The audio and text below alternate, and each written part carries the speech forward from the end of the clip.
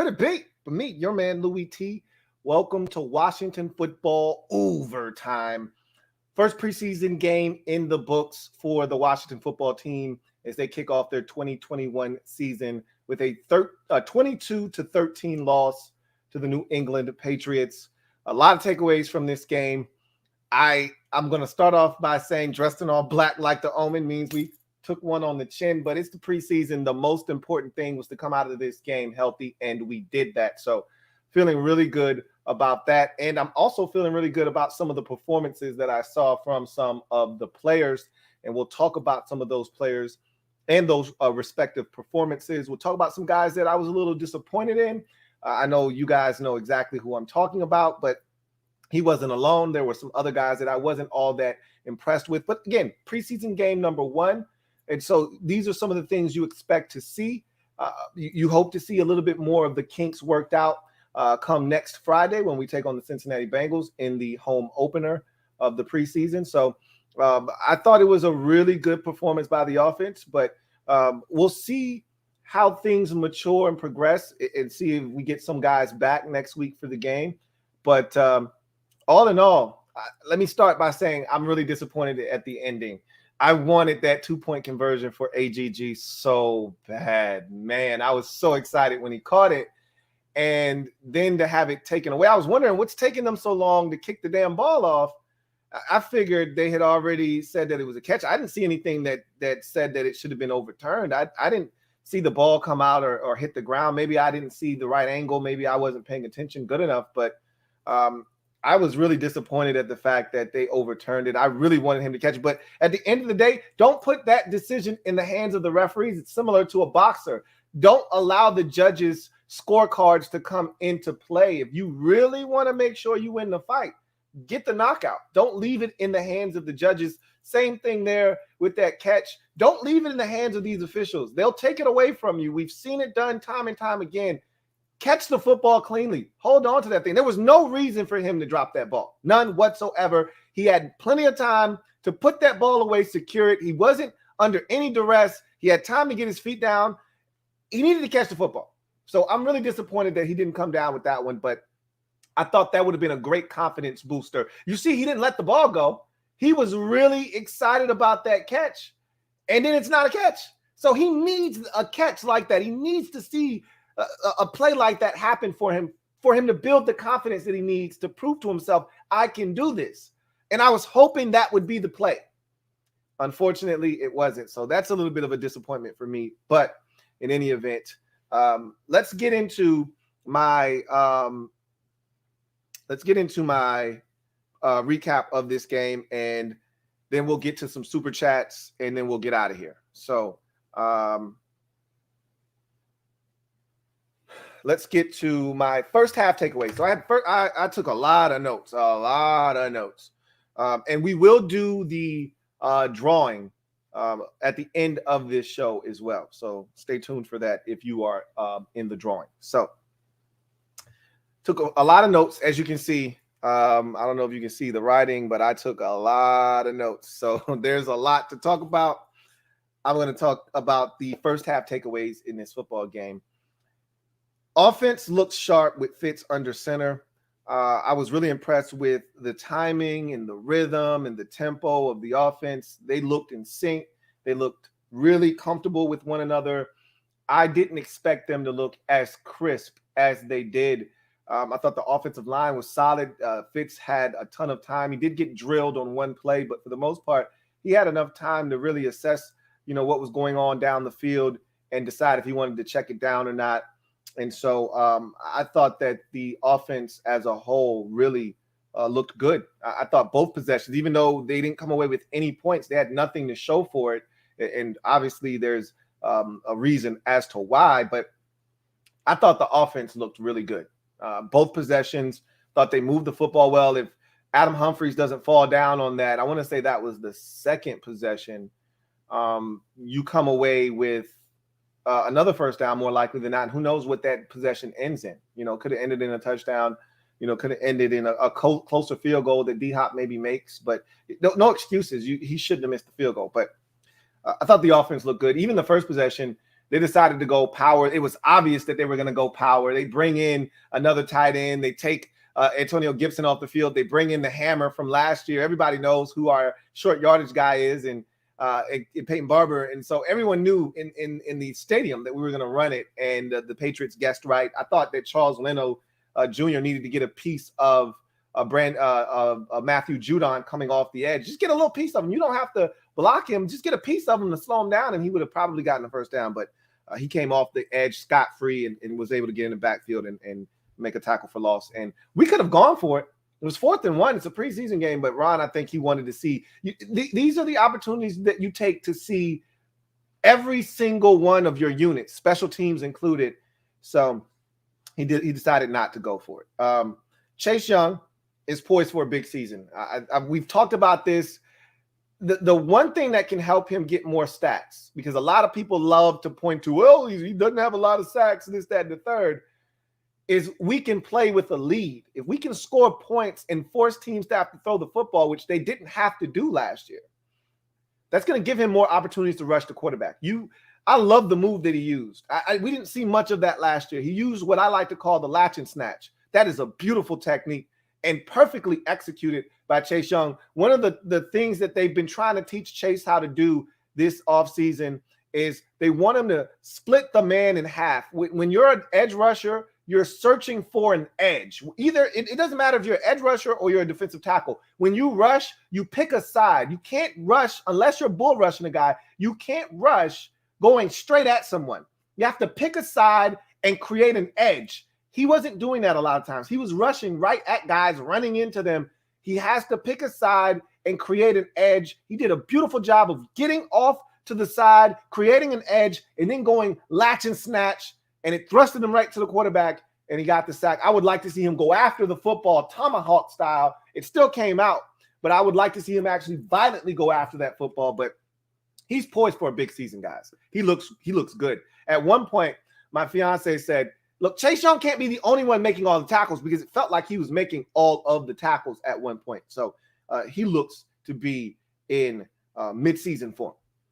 Lots of run for DeAndre Carter early. We talked about the receivers and who's going to be that 6th receiver on the team. A lot of run for DeAndre Carter early. He was in on the very first possession of the game. So obviously no Curtis Samuel. Cam Sims took his place in the starting lineup for the very first snap. We came out in 11 personnel for the first snap. So that's 1 tight end, 1 running back, 1 tight end, 3 wide receivers. And our 3 wide receivers were Terry McLaurin, Cam Sims, and Adam Humphries. And I think on the second, third down of the game, DeAndre Carter was in the football game. So he got some run very early in this ball game, did DeAndre Carter. And that was surprising to me. So that kind of speaks to me a bit. Now, it's the first preseason game, and the roles could be reversed, and that could be Steven Sims next game. There could be neither one of those guys getting any run with the first team, and it could just all be Adam Humphrey.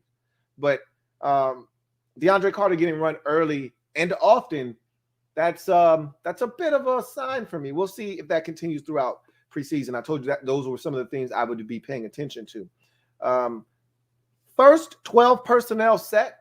So 12 personnel is 1 running back, 2 tight ends.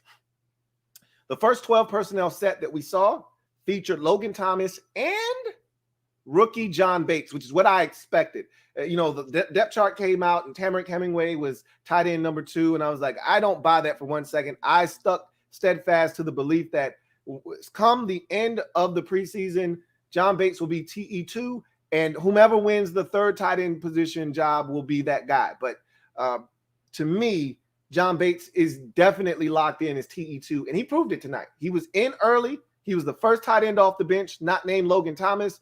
And I thought he played well. He protected well early in the game when he was in. That deep dig to Terry, Bates did a really good job. I think that was a deep dig to Terry. It might have been another completion to Gibson, I think, out of the backfield. But he did a really good job on pass pro there. Had a nice catch over the middle of the field when Heineke got in. I thought John Bates looked really comfortable. He looked really good. I'm really excited for him. Sam Cosmi had one of the best. He had so let me say this. Sam Cosmi overall was really solid. Really solid. And I can't wait to watch the film to go back and assess him. But I will say that deep dig to Terry, he got his ass mollywopped Wes Martin style. You remember Wes Martin last year? First possession of the game, first third down of the game against the Eagles in week 1, gets destroyed by, the guy from the Denver Broncos, Malik Jackson, steamrolled his ass, put Wes right on his ass. And that was the moment we all realized, oh shit, Wes might be in over his head. And Samuel Cosme on that first pass rush, he gets destroyed. And I don't know if his feet got caught under him or whatever. He is stumbling, trying to hold on for dear life. And if not for Gibby just happening to be in the way, he falls down and Fitz never gets the football to Terry, okay? But just so happens that Antonio Gibson was behind him. He stumbles into Gibson. He's on his way down, okay? He's going to fall down. And he stumbles into Gibby, and it knocks him back upright, and he's then able to get enough of that edge rusher to allow Fitz to step up and make the dart to Terry over the middle of the football field. So Cosme almost embarrassed himself on the first pass set of the game, but he was able to rebound after that. And I thought he settled in quite nicely after that. So Gibby looked good. I don't see natural pass catching ability from him. And that's strange because this is the guy that was a receiver at Memphis before, making the switch to running back at the NFL level. So I expected more natural hands out of him. I wasn't impressed with his hands last year. I'm not impressed with his hands this year. I've heard people talk about, some interceptions and things happening in camp that, balls tipping off his hands and things of that nature. He had another one tip off his damn hands. It wasn't the best ball from Fitz, but he needs to catch that football. And it tipped off his hands. Luckily, there wasn't a Johnny on the spot defender there, or that's a pick six. So I don't think his hands are natural. I'm not saying he can't catch. I just don't see natural hands. And the reason I'm so hard on Gibby with his hands is because he used to be a receiver. So I expect him to have natural hands. And I don't necessarily see that. Now, I'm not saying he can't catch. And I want him out there because he's a playmaker. I just don't see natural pass catching ability out of him. And maybe that will improve and he'll get better at that. But I don't see natural hands out of Gibby.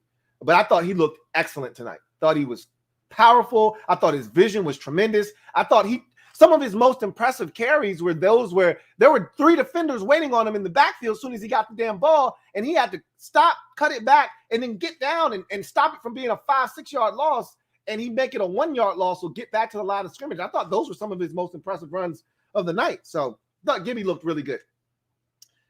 I'm going to stop here because I see a lot of super chats stacking up. So I'm going to give you this last first half takeaway, and then we'll come back to the rest of my takeaways if you guys don't knock them out for me. Not a lot of J.D. McKissic tonight. I don't know if that was intentionally done.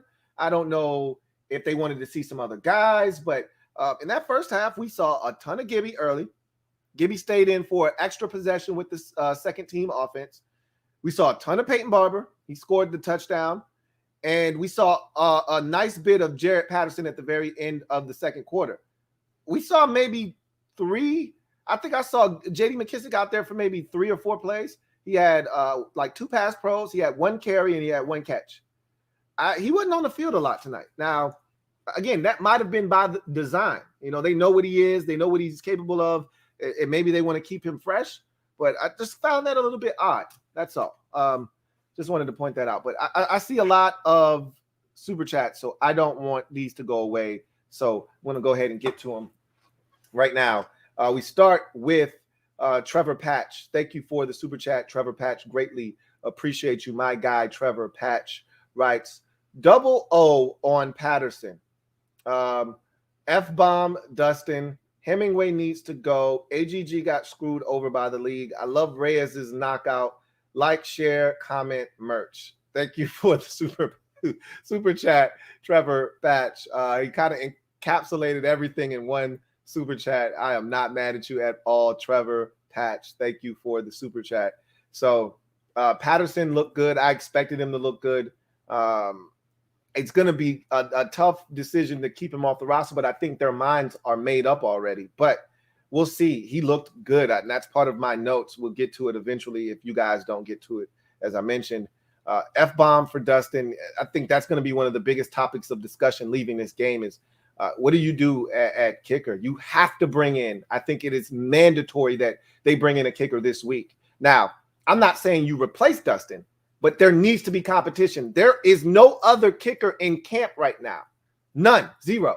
There should be another kicker in camp to compete with Dustin Hopkins the remainder of the way. Make him earn his job. He's too comfortable. He hasn't done enough of late to be comfortable enough to not have competition at camp. There should be another kicker in camp. And again, I'm not saying that guy's going to beat Dustin out.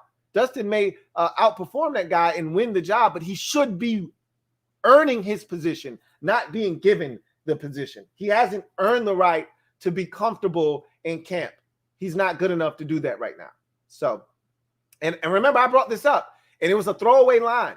Like 2 videos ago, I said, hey, just so you know, Dustin Hopkins missed a couple of kicks from what I deemed to be the money range from 40 to 49. He missed a couple of kicks at practice today.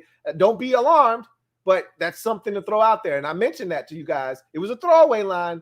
He missed 2 kicks tonight, one from 50, one from 43, I believe. So, no, I don't think I think that was from 43, something like that. Either way, it doesn't matter where it was from. They were both makeable kicks. He missed both of them. That's a problem for me. So, that's something that Ron was very disappointed. He talked about it at halftime. Like, yeah, we can't miss those opportunities, especially against a good team. You need all the points you can get. I don't give a shit who we're playing. We could be playing the worst team in the league. I don't want to give them confidence. Make the damn kick. So AGG got screwed over by the league.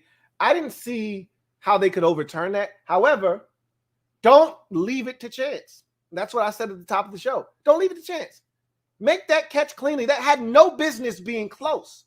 He had plenty of time to put that football away and secure it. Why were we even having to have that reviewed? Put it away.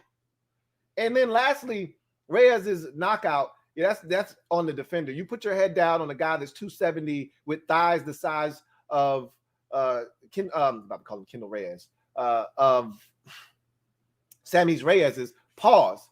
You deserve to get put down and put to sleep. So, and I don't think he went to sleep, but at the end of the day, you got to know who you're going after. That's a big dude, and he got caught with a knee, and it happens. So, like he said, like the video if you haven't already done so.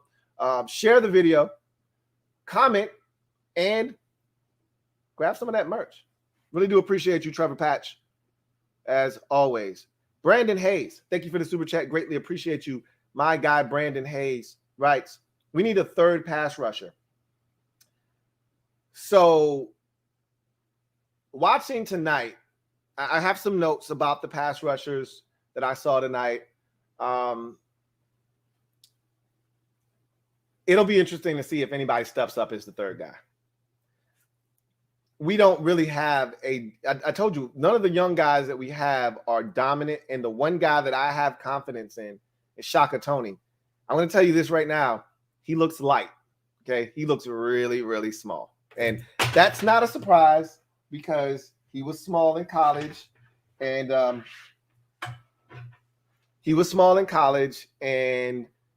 they said he put on some weight, and he may have. He just looks small, period. End of discussion.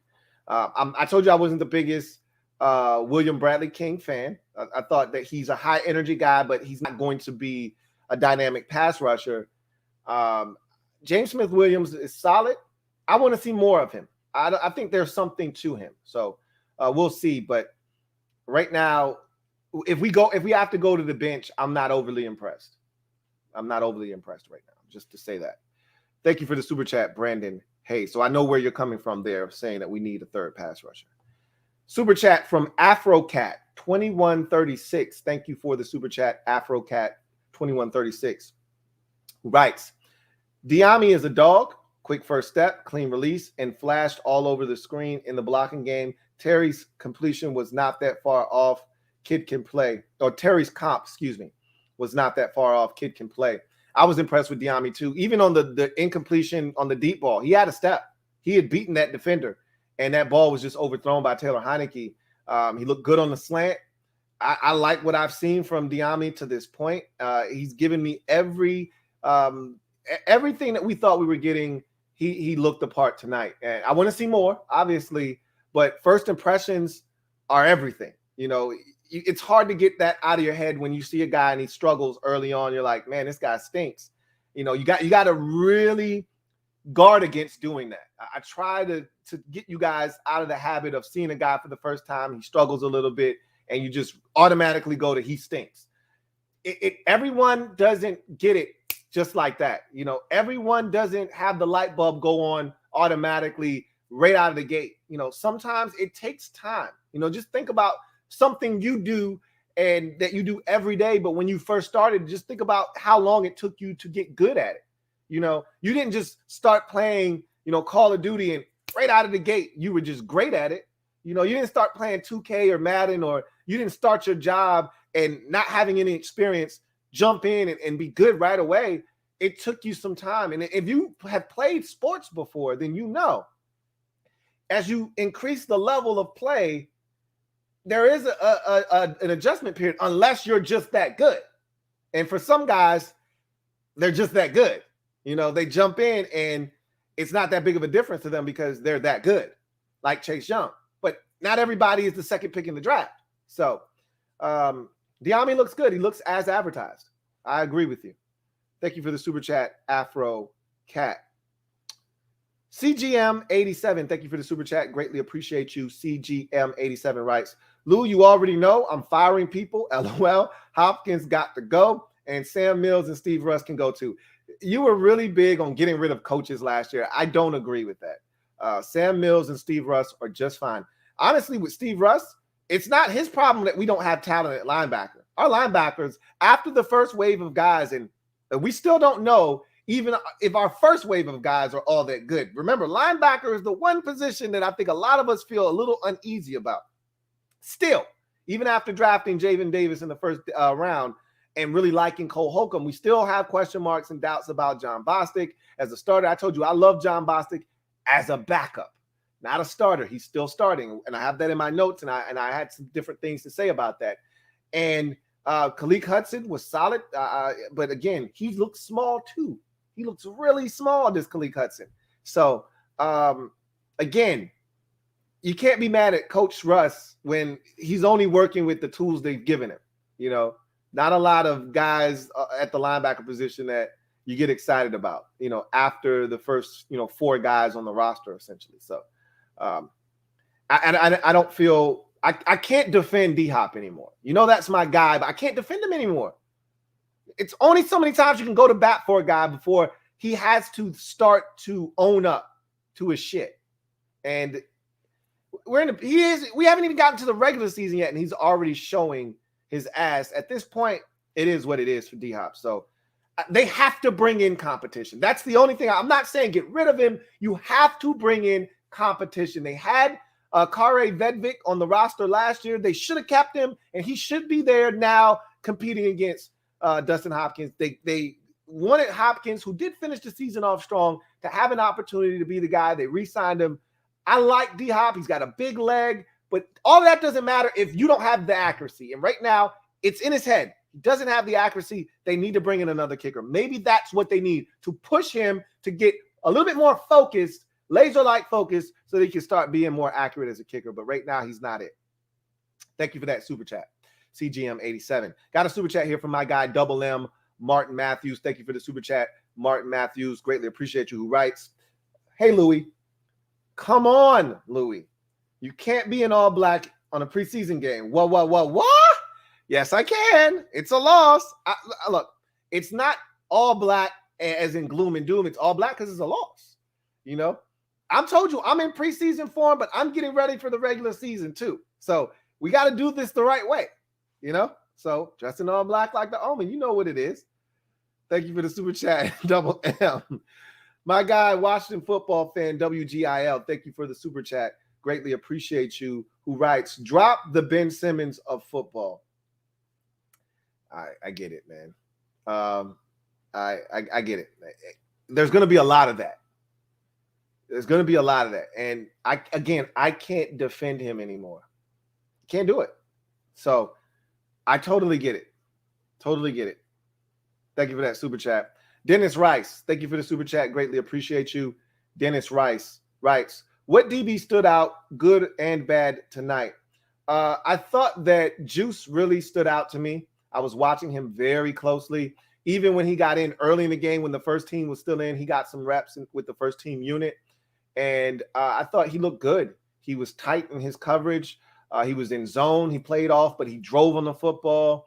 He had the pass breakup when the second unit was in. And for me, you're not going to get too much space from Juice on underneath routes. He's too handsy. He's too physical. He's too long. And he's got good quickness. That was not my issue with him at Minnesota. My issue was he was too handsy. And I felt like he was going to be flagged at the next level. But he was always right there. That's why he was one of the nation's leaders in pass defended, pass breakups, because he's always right there. Now, I told you one of my other pet peeves was the fact that he didn't have any picks. That's always a sign, usually a sign of a guy that either can't catch or he's not in a good enough position to make plays on the football. But a lot of times that just means you're not looking to make a play on the football. You're just looking to knock it away. But I thought he looked good. And the guy that I was somewhat disappointed in was Jimmy Morland. And Jimmy wasn't terrible. And none of the corners, for that matter, were really that bad. I thought that Jimmy missed some tackles. I thought Jimmy wasn't aggressive on a couple of routes that I thought he could have been a little bit more aggressive on. A lot of people are going to, talk about Torrey McTyer, and he had some good plays. He had the breakup in the end zone. He did not look back for the football. That is one of my pet peeves. Look back for the damn ball. But when you're beat, and he was beat, you don't look back, because if you look back, the ball may be going over your head. You don't see it. It's a touchdown. I thought he got lucky, put his hands up right at the right time. And that's a technique that's taught. When you see the receiver put his hands up and he's looking for the ball, you then react and put your hands up. He did that, and he made a good play. So I know that's a guy that a lot of people are kind of having him on their radar now. And I thought he had a really solid game, did Torrey McTyer. So as far as the safeties are concerned, I thought Shays a lot, and this is not just Shays just to single him out. I thought a lot of the safeties took poor angles tonight. A lot of people are going to talk about the tackling, and I had that in my notes.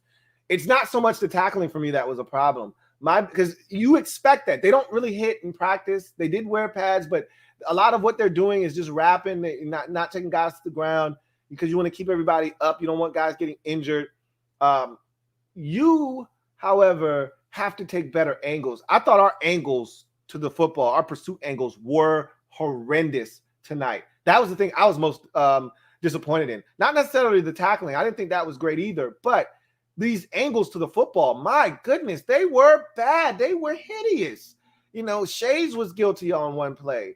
I saw Cam Curl guilty on one play. I saw the Cole Luke guilty of it on a play. I saw Derek Forrest twice. He was a two-time offender. He was a habitual offender, and he missed about 3 tackles, did Derek Forrest. So I thought the safeties struggled a bit tonight. I was not overly impressed with any of the safeties. Landon Collins was okay. Bobby McCain, I thought, was okay. A little late to react on a route over the middle of the football field. Him and Jayden Davis combined on the tackle. I thought that Davis could have got a little bit more depth on that play, and I thought McCain could have reacted a little sooner. But, those things happen. Again, this is why the preseason is so important. You need to be able to iron out some of these wrinkles. So those were the DBs in a nutshell for me. Thank you for that super chat, Dennis Rice. Abner Duran, my guy, Abner Duran, AB. Thank you for the super chat. Greatly appreciate you. Who writes, what up, Lou? What up, Abner? He says, Heineke, Reyes, and Montez, among others, looked good. That makes it tough for the final decisions. Well, Montez isn't factored into the quarterback decision. Like, honestly, this is the most we'll see of him in the preseason, because I assume that Kyle Allen will be back for next week and may be able to play next week. And if that is the case, I think that will really minimize how often we see Steven Montez in the game. As far as Heineke is concerned, I did think he looked good. I have that in my notes. And for me, Heineke played really well. I thought where he shined the most, which is what we know from last year, is when things broke down, when he didn't like what he saw initially and was forced to flush, he looked comfortable. He looked in his element outside of the pocket, extending plays, making things happen. Now, there was one play where I say, Taylor, you can't do that shit. When he threw that 50-50 ball that wasn't a 50-50 ball, it was a 75, it was a 25-75 ball. There were two Patriot defenders, and it was Tamarick Hemingway, who is not a guy you throw the football up to in a 50-50 situation. But if it's one-on-one, maybe, because he's a big guy, it was 2-on-1, and the safety from behind batted it in the air, and it came down, and that other defender literally had it in his lap and just couldn't catch it. He should have picked it off. That's a no-no. Throw that shit away. Other than that, I thought Taylor Heinicke was outstanding. You know, had some great throws. That throw to Ricky Seals-Jones in the end zone should have been a touchdown.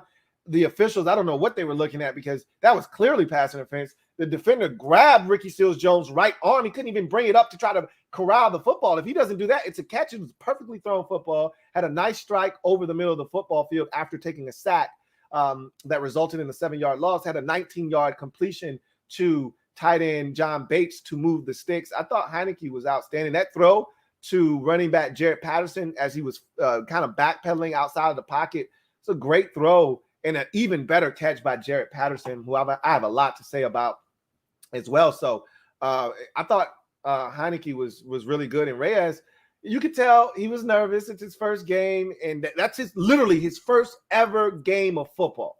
First actual organized game of football. And you could tell he was nervous. He double caught every single ball that he caught. He double caught it. None of them were caught cleanly. And I know this guy can catch. He can catch the football. He was nervous, but he caught both of them. That's the most important part. Now, if there were a defender there to hit him and dislodge it, he would have dropped both of those balls because he double caught both of them. But he caught the football. He needs a lot of work. I thought he struggled in the blocking game. There was one time where he came in motion and he sifted across the formation, and it was his job to seal off the backside defender, and he did a piss poor job. There's a lot of work that needs to be done there, but I see the potential. I want them to continue to work with this kid because he has a chance to be really good if he can put it all together. Thank you for that super chat, Abner Duran. Got a super chat here from C. Michael Henson. Thank you for the super chat, C. Michael Henson, who writes, D-Hop, he has been missing a lot for us lately the last couple of years. Pretty sure he's cost us a game or two.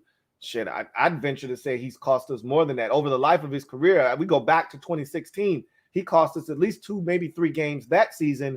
He cost us at least 1 or 2 games last year. I've said this already. He's had some good years for us where he's been extremely accurate. We know this guy's a walking touchback. We know this guy has a big leg, but I don't see the upside of continuing to worry about his upside. Like, oh yeah, he's got a big leg and he gets us touchbacks. That's all fine and dandy, but we need a guy that we can rely on. When we send him out on the field for a 48-yard field goal, we need that to be splitting the uprights. We can't have – that's a momentum killer. That is a momentum killer. When you put together a solid drive, it stalls out at the 27-yard line, and you send your kicker out for a 45-yard field goal and he misses. That's a momentum killer. You're playing the Chiefs. You need every single point you can get. You're playing the Packers. You're playing the Bucks. You're playing the Bills. You need every single point you can get. You cannot afford to leave points on the field, and you damn sure can't afford to give those types of quarterbacks short fields. So, yeah, again, I'm not saying he has to go. I'm saying they need competition. At a minimum, there needs to be a kicker brought in this week, and I think that's going to happen. I bet any amount of money. Thank you for that super chat, C. Michael Henson. Got a super chat here from Tizzy Bang. Thank you for the super chat, Tizzy Bang. Greatly appreciate you. Tizzy Bang writes, I don't know about you, Lou, but I'm worried about our run D again. No, I'm not worried yet. The run D was actually pretty solid. You know, they had the big run at the very end, obviously, with the, guys that won't make the football team. They had 1 or 2 good hits when the first team defense was in, but nothing major. And there was no Montez Sweat. And I can tell you right now, that Patriots drive that resulted in their first field goal, that doesn't happen if Montez Sweat is in. I can tell you right now, the screen pass that they popped for about a good, 14 or so, 15, that got him into comfortable field goal range, that doesn't happen. Montez Sweat, I guarantee you, breaks that up. Guarantee you, because James Smith-Williams was right there. Because Chase did the same thing on a screen on the first possession when they were going down there. I want to say, the matter of fact, they tried to screen later on in that possession because they had a loss on a play. Matter of fact, Chase created a holding penalty. So it backed him up. And Chase would have made that play. When it got all the way down to the 1 yard line, Chase would have made that play. So they backed him up, and then they tried a screen on 3rd and long, and Chase was all over it. And that's why Cam threw a damn fastball, and it went off the receiver's hand, the running back's hand, because Chase is right there. He sniffed it out. I swear to you, Montez would have done the same thing on the other side. James Smith-Williams simply wasn't good enough to get there. Montez would have ate that up. So I don't know if they come away with that first field goal. But you talk about the run defense. I'm not concerned. There was no Montez Sweat. There was no Matt Ioannidis. I think we're going to be fine. The linebackers need to be better. I think we'll be fine. I won't panic yet. I won't panic. When we're full strength and we're getting gutted, I think the Ravens, if they play their guys in week 3 of the preseason, that will be a great test because they've got a tremendous offensive line, and their biggest thing is they have to run the football to be successful.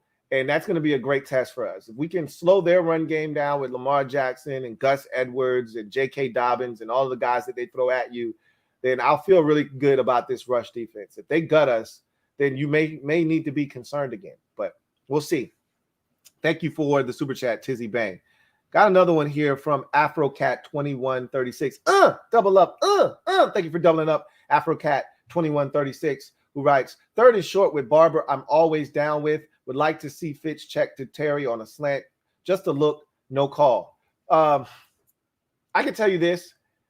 They're going to be play action fakes and things that they'll do off of that because it's the preseason, so they don't mind being predictable. But trust and believe that teams will key in on, oh, yeah, last year one of their go-to things was giving it to Peyton Barber, and he was money for him. They're going to be play action fakes off of that. I guarantee it. So and Fitz is a heady enough quarterback that if they are stacking the box or it's a look that isn't advantageous to run into, he'll check out of it for sure. And that's what you get when you have two guys on the same page. Like Aaron Rodgers will just look at Devontae Adams and he may go like this. And Adam knows, okay, nobody else knows. Everybody else is blocking. It's a run play. It was called a run in the huddle. Everybody else thinks it's a run. Aaron hasn't told anybody else anything. He hasn't barked out orders to anybody else. They're all block and run. Everybody else thinks. And then Aaron just comes from under center and throws the quick slant. And it's just him and Devontae Adams. That's what you can do when there is continuity and there is a synergy between two players. We don't have that yet, but maybe that will develop between Terry and Ryan Fitzpatrick. We'll see. Thank you for that super chat. AfroCat2136. Got a super chat here from Red Wings 01. Thank you for the super chat, Red Wings 01. Greatly appreciate you. Red Wings writes, Montez started slow but got more comfortable at the end. What a dark horse McTire is. All the running backs balled out. Local boys, Rotimi went to ODU, and Reed, Virginia Tech, came out of nowhere. I thought both of them played well. Reed, especially, I thought did some nice things at defensive end. That said, McTire is a dark horse. He's given himself a chance, and he was in very early. I don't know if you realize, but he was in rather early. Like that very first possession of that second team defense, Torrey McTire was in there, and they're giving him a look-see. I think he's starting to win them over a bit. And I'm going to tell you this, he was in before Jimmy. So I'm not saying, I'm just saying Jimmy was in a lot longer than Torrey McTire. Jimmy was into the fourth quarter, I think. Not fourth quarter, I'm over-exaggerating. Jimmy was in well into the third. McTire might have been done by then. So, and I'm not saying, and you always have to think about these things logically when you're talking preseason. Like, don't just go to the first thing and think to yourself, oh my God, they're not playing this guy. That means they don't like him. No, that could mean they're trying to hide him. Okay, it's the preseason. The more tape, you put out there for other teams to assess, the more playing time you give a guy that you like, the more tape is out there, the more likely it is somebody's snatching up your stuff. So you could see a situation where they say to themselves, this Torrey McTire guy isn't going to make the team, but we don't want him going anywhere else. We're going to bury his ass at the back of the bench and not put him in anymore because we want him to be on our practice squad. That is something that teams routinely do. So, don't just think to yourself, oh, McTire's not playing anymore. He must have really fallen out of the rotation and fallen out of favor. No, they want to keep him. They just don't think he's going to be on their roster. It's a numbers game. So they want to make sure that he's not being overexposed to the rest of the league. And these are things you also have to take into consideration as well. But I thought all the running backs looked good. Montez, he was okay. I'm not a Steven Montez fan. I've already told you guys this. The interception was a bad throw. It was him flat-footed, backpedaling, and then flat-footed finally. And he threw a laser shot. It reminded me of some Dwayne Haskins nonsense. And you know you're going to get that from him. Now, the touchdown throw was a dart. That was beautiful. He's got athleticism. He's got a big arm. I told you. People were so disappointed with him in college because he's got all of the tools necessary to be a big-time quarterback. He just seems to not be able to put it all together. So, and you saw that. You saw good Steven Montez. You saw bad Steven Montez on the first possession that he was in. I'm like, you got AGG on a shallow cross on 3rd and 4. Let it go, bruh. Even if it's incomplete, let it go. He's right in front of your face. He decides to tuck it and try to run, and he gets tackled for a 1-yard gain. Let the ball go, bro. So, he could be frustrating at times, but at the end of the day, he's not making a football team. So I don't want to spend too much time on Steven Montez. Got another one here from C. Michael Henson. Thank you for the super chat and doubling up. Double up. Greatly appreciate you, C. Michael Henson, who writes, it was great to see Chase Young make a big play. Absolutely it was. And it's just good to see him. That's what you want from your impact players. Impact players make impact plays, and they let you know what they're about right away. On the offensive side, Terry, right off the bat, right out of the gate, maybe the second, third play of the game, Terry, boom, deep dig, bam, right there, establishes himself. I'm the alpha male out here. Let y'all know what's really good. Y'all don't have y'all best corner out here. It's Stephon Gilmore. Well, I'm going to eat these other boys up, okay? On the other side, Chase is our alpha male. He lets them know right out of the gate, first third down of the game, all right, I'm coming to get your quarterback. Bag him up, fumble, should have been scooped up and scored by Daron Payne. But, that's what those big defensive tackles, they got stone for hands. He couldn't get it. Chase was out there balling. Chase was flying around the football field. He had like at least 3 or 4 tackles, and he was everywhere. I told you what my fiance said. She's like, can somebody else make a play other than Chase? Like, he's literally chasing down running backs and wide receivers, 5 yards down the field. Chase was everywhere, man. He's in midseason form. For anybody that thinks, oh, is he going to have a sophomore slump? You can go ahead and put that to bed right now. Got another super chat. This one is from Martin Matthews, my guy, Double M. Thank you for the super chat. Greatly appreciate you. Double up. My guy, Double M writes, LOL. Hey, Louie. What up, Double M? He says, I might be by myself, but I like Unsure Reyes better than both tight ends. Hemingway was getting dogged the whole game, and the others didn't impress. Bates is definitely number 2. I'm glad you brought that up because I have that in my notes. So I don't think Reyes is ready. Okay. Just to be frank and candid with you. I don't think he's ready. But I was so underwhelmed by the other 2 tight ends. Okay. Ricky Seals-Jones and Tamarick Hemingway was very disappointing, because of all the hype he's been getting in camp. And then the depth chart coming out, and he was number 2. All of these things really set the stage for everyone to be kind of looking at Hemingway and saying, okay, everyone's kind of talking you up about how you're having a really good camp, how you're so familiar with this system, and how you're number 2 on the depth chart. Let's see what you got. And so a little bit more pressure was put on him tonight, and I didn't think he rose to that occasion. I didn't think he played his best brand of ball. That doesn't mean that I'm going to jump ship on him. Doesn't mean I'm going to bail on Tamarick Hemingway, but I was not impressed with him. He had a chance to make a one-hand. Was it a good ball from Steven Montez? No, it wasn't. But it's a ball right in front of you. It's a one-hand grab. Catch the damn football. It's not an easy catch, but if you're trying to separate yourself from Ricky Seals-Jones and Sammy Reyes, these are the types of plays you need to make. He catches that ball. There is probably at least 5 to 7 yards of space in front of him to run, and he didn't catch it. And again, not an easy ball. By no means am I saying that was an easy drop, but it's one that I think he should have caught. And, you get another one where I'm not going to kill him for the one in double coverage. That was a bad decision by Taylor Heineke, but I just didn't think he did have a solid catch. I think on a bootleg, came across the formation, caught the football from Montez, I believe. And that was a solid connection, but I wasn't blown away with him in the run game as a blocker. I wasn't blown away with him as a receiver. I thought that he just looked a little bit out of sorts. Ricky Seals-Jones, I think he's more of a pass catcher than he is a blocker. And I thought he was solid as a pass catcher. I actually thought that one on the sidelines that they called incomplete was actually a catch.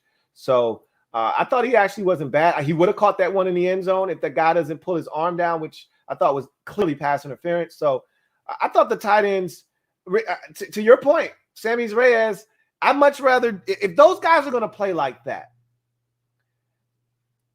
Sammy Reyes isn't that far off. But even with them playing that way, Hemingway is still further along than Sammy Reyes. Okay, Reyes right now, I'm not even sure I trust him to block right now, let alone catch it. I mean, he double caught everything tonight. So I need to see more from Sammy Reyes before I'll be willing to say I'll give you a roster spot. You need that third tight end to be able to give you something. I don't know if he's ready to give you anything in a real game setting at this point, whereas Hemingway would be able to do that. So, but again, I was not impressed with either of those guys. To your point, Hemingway and Ricky Seals-Jones were very meh tonight. And so, yeah, those guys need to be a lot better for sure. Thank you for the super chat, Martin Matthews. Condo P, thank you for the super chat. Greatly appreciate you. My girl Condo P writes, I know it's just one preseason game, but I don't want to go through the season with Bostic as a starter. I understand. I'm going to be honest with you. I actually thought Bostic was good tonight. He did miss the one tackle on the play to the outside. I want to say it was a running play to the outside. He had a chance to make the tackle. Matter of fact, it was a shallow cross to Jonnu Smith. Underneath, Jonnu Smith catches it, full head of steam. Bostic has a chance to limit the gain to about 5. He misses the tackle. Jonnu Smith tiptoes down the sideline, probably gets about 13, 14 on the play. I need you to make that tackle. But I thought John Bostic was explosive. I thought he was around the football. And let me tell you something. We want Bostic off the field in nickel situations. We have this idea of Cole Holcomb and Jayden Davis being on the field when they go to 2 linebackers and they take one of those backers off the field when they go to nickel. They bring the extra defensive back onto the field. Well, they didn't take John Bostic off the field. They took Jayden Davis off the field. John Bostic was on the field. So they don't trust Jayden Davis yet. They trust John Bostic. So we thought we were going to run away from John Bostic. Not yet. At some point this season, I think Jayden Davis will take over the lion's share of the snaps. But right now, you can see, and I wrote this in my notes, the game is moving very fast for Jayden Davis right now. He's struggling with the speed of the game. Things haven't slowed down for him yet. And I didn't expect it to slow down for him yet. It's his very first NFL game. So you expect him to be out there and see things, and his eyes see it, but his brain isn't working fast enough, or vice versa. His brain's working fast, but his eyes and things haven't slowed down. So he just needs more time. And that's to be expected. But you're going to have to deal with Bostic for a little bit longer. And I didn't think he was bad tonight in his defense. So, but I hear you. And the hope is that Jayden Davis forces the coaching staff to take Bostic off the field, especially when we go to nickel sets. But he's not there yet. They don't trust him yet. And I understand why. I understand. Thank you for the super chat, Condo P. Got a super chat here from AfroCat2136. Thank you for tripling up, AfroCat. Greatly appreciate you. Who writes, Bostic, we know what he is. Leader, football IQ. It doesn't show up. Let these kids get some run. I like Hudson. Phillips kind of nice too. I thought Phillips actually wasn't that bad tonight. And remember, I talked about wanting to watch him because he was the 5th linebacker on the team after the first 4 guys of Holcomb, Bostic, Davis, and Khaleke Hudson. Phillips was the 5th linebacker, and he showed it tonight. I thought he was actually pretty solid. I do want to see more of the young fellas, but again, they have to be able to trust them on the field. And the one thing they do with John Bostic is they trust him. You know, he didn't always make the play, but they know he's going to be in the right place. They know he's going to put in the work in the film room and know where the ball is going. Can he get there? Will he make the play? That's another discussion for another day. But at least they feel comfortable with him getting everybody lined up and knowing that he's going to be in the right position. Is he going to make the play again? That's another discussion for another day. But I like you want to see the young fellas get run, but they got to earn it. I don't want them to just give the young fellas run. I want the young fellas to take it. Give me that shit. This is my playing time. That's what you want your young fellas to do. They're not there yet. So the young fellas need to step up and force the coaching staff to say, all right, they're ready. Let's get John out of there. They're not there yet. And again, we expect it to take time, or at least I do. Thank you for that super chat, AfroCat 2136. Got a super chat here from my guy Derek B. Thank you for the super chat, Derek B, who writes, Chase needed voluntary minis. LOL. Davis invisible. Again, these kind of discussions, I don't even entertain them. You know, when people were all up in arms, he should be there. He's a leader. Shut up. If you had a chance to do what Chase is doing, which is make some money with all these commercials, people pulling you in all these different directions, you know, people say, well, he's got an obligation. No, I don't have an obligation. It's involuntary. Okay. I don't have to be there. So if I have a chance to make money, trust me. And one of the arguments was, well, 90% of the other players thought it was important enough to be there. You know why? Because they're not getting bread off the field. They don't have opportunities to do a Chipotle commercial. They don't have an opportunity to do an East Bay commercial. They don't have opportunities to do all of the things that Chase Young was doing. So they don't have any other reason to not be there. Trust me, if they were in Chase Young's shoes and they had all these opportunities to make money, they would go get that money. Go get the money. Go get the money. But that's another discussion, again, for another day. At the end of the day, Jayden Davis was invisible on the football field. But again, that's to be expected. I told you yesterday, I'm not going to put a lot of expectations on that young man's shoulders right off the bat. Because I told you, he wasn't even supposed to be the starter at Kentucky. His roommate had a seizure, and that is why Jayden Davis got an opportunity to play as much as he did. So he's still young. He's still learning. They see upside. They see raw ability. That's why they took him at 19. He's a smart guy, and they see all the intangibles. 6'3", 234, a 4.4 40. He's got everything they need. Now they got to mold him. He's a slab of clay. They got to mold him, and I trust that Jack Del Rio, a hell of a linebacker in the NFL for many years, and Ron Rivera, a solid linebacker for many years, two of the better coaches at the linebacker position, are going to be able to coach up Jayden Davis. I'm not worried at all. Thank you for the super chat, Derek B. King of the North, thank you for the super chat. Greatly appreciate you. My guy, King of the North, writes, you're going to have to double O about AGG, Lou.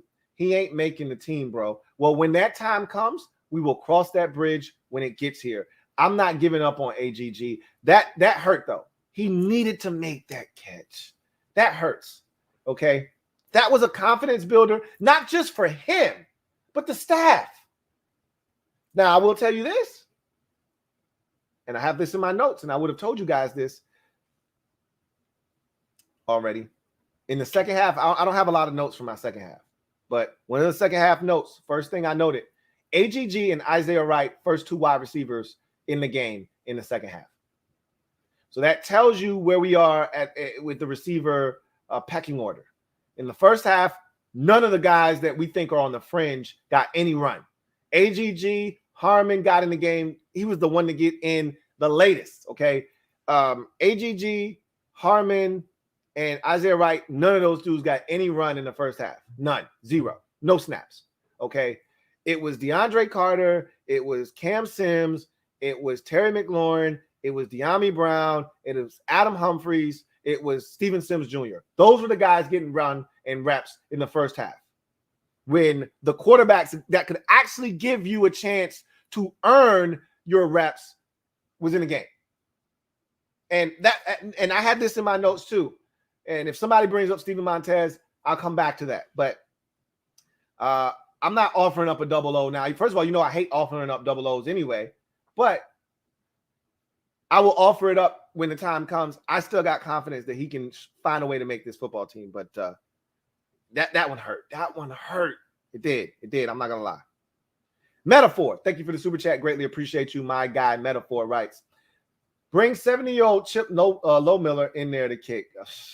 Boy, did we miss Chip. Yeah, at least those were the days where you didn't have to worry about it. You know, between Chip Lowmiller and shucks. Damn, I can't think of my man's name. And Joe Theismann was just talking about his ass during the telecast. Mark Mosley. between Mark Mosley and Chip Lomelo, you didn't have to worry about kicks being missed. Now, and you know, we've always had issues with kickers, man. Always. We've always had issues with kicker. I was about to go all the way back to John Hall as the last really solid kicker that we've had, but even he had some issues too. So we've always struggled with finding field goals kickers, man. I just want to have that one guy that we can have for like 12, 13 years, and you don't have to worry about it.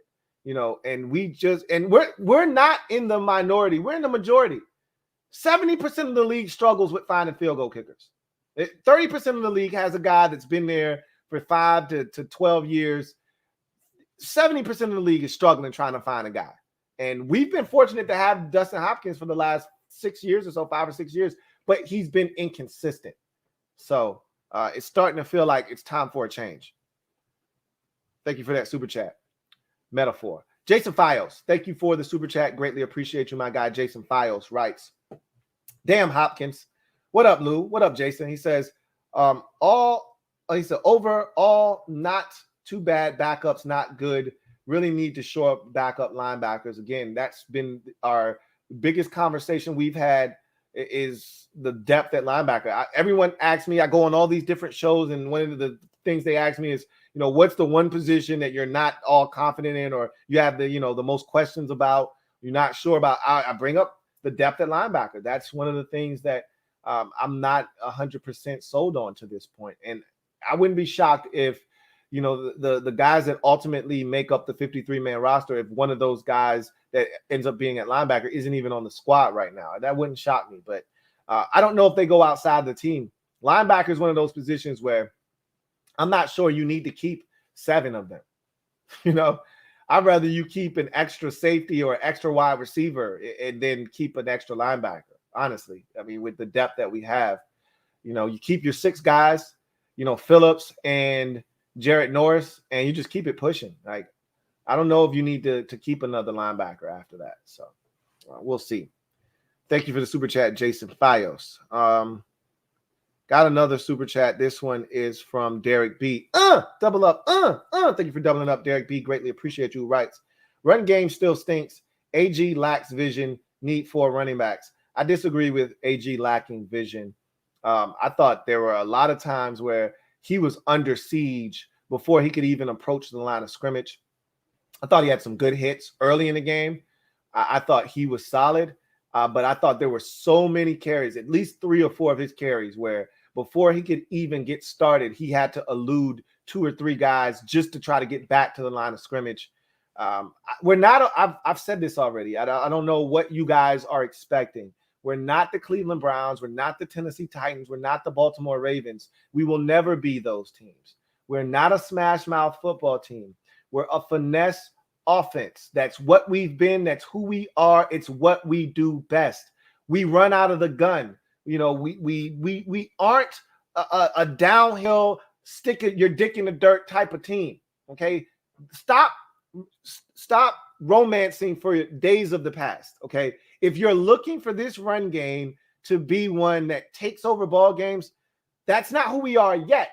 Maybe if we start getting leads and we have to line up and with this quarterback under center and the running back in single back, or you got an extra tight end and he's acting as a fullback, and we're running weak and we're running strong and we're running leads, maybe we can do that. But right now, that's not who we are. So I thought the run game was fine. We had some good hits in the run game. I thought that, again, I have realistic expectations for the run game.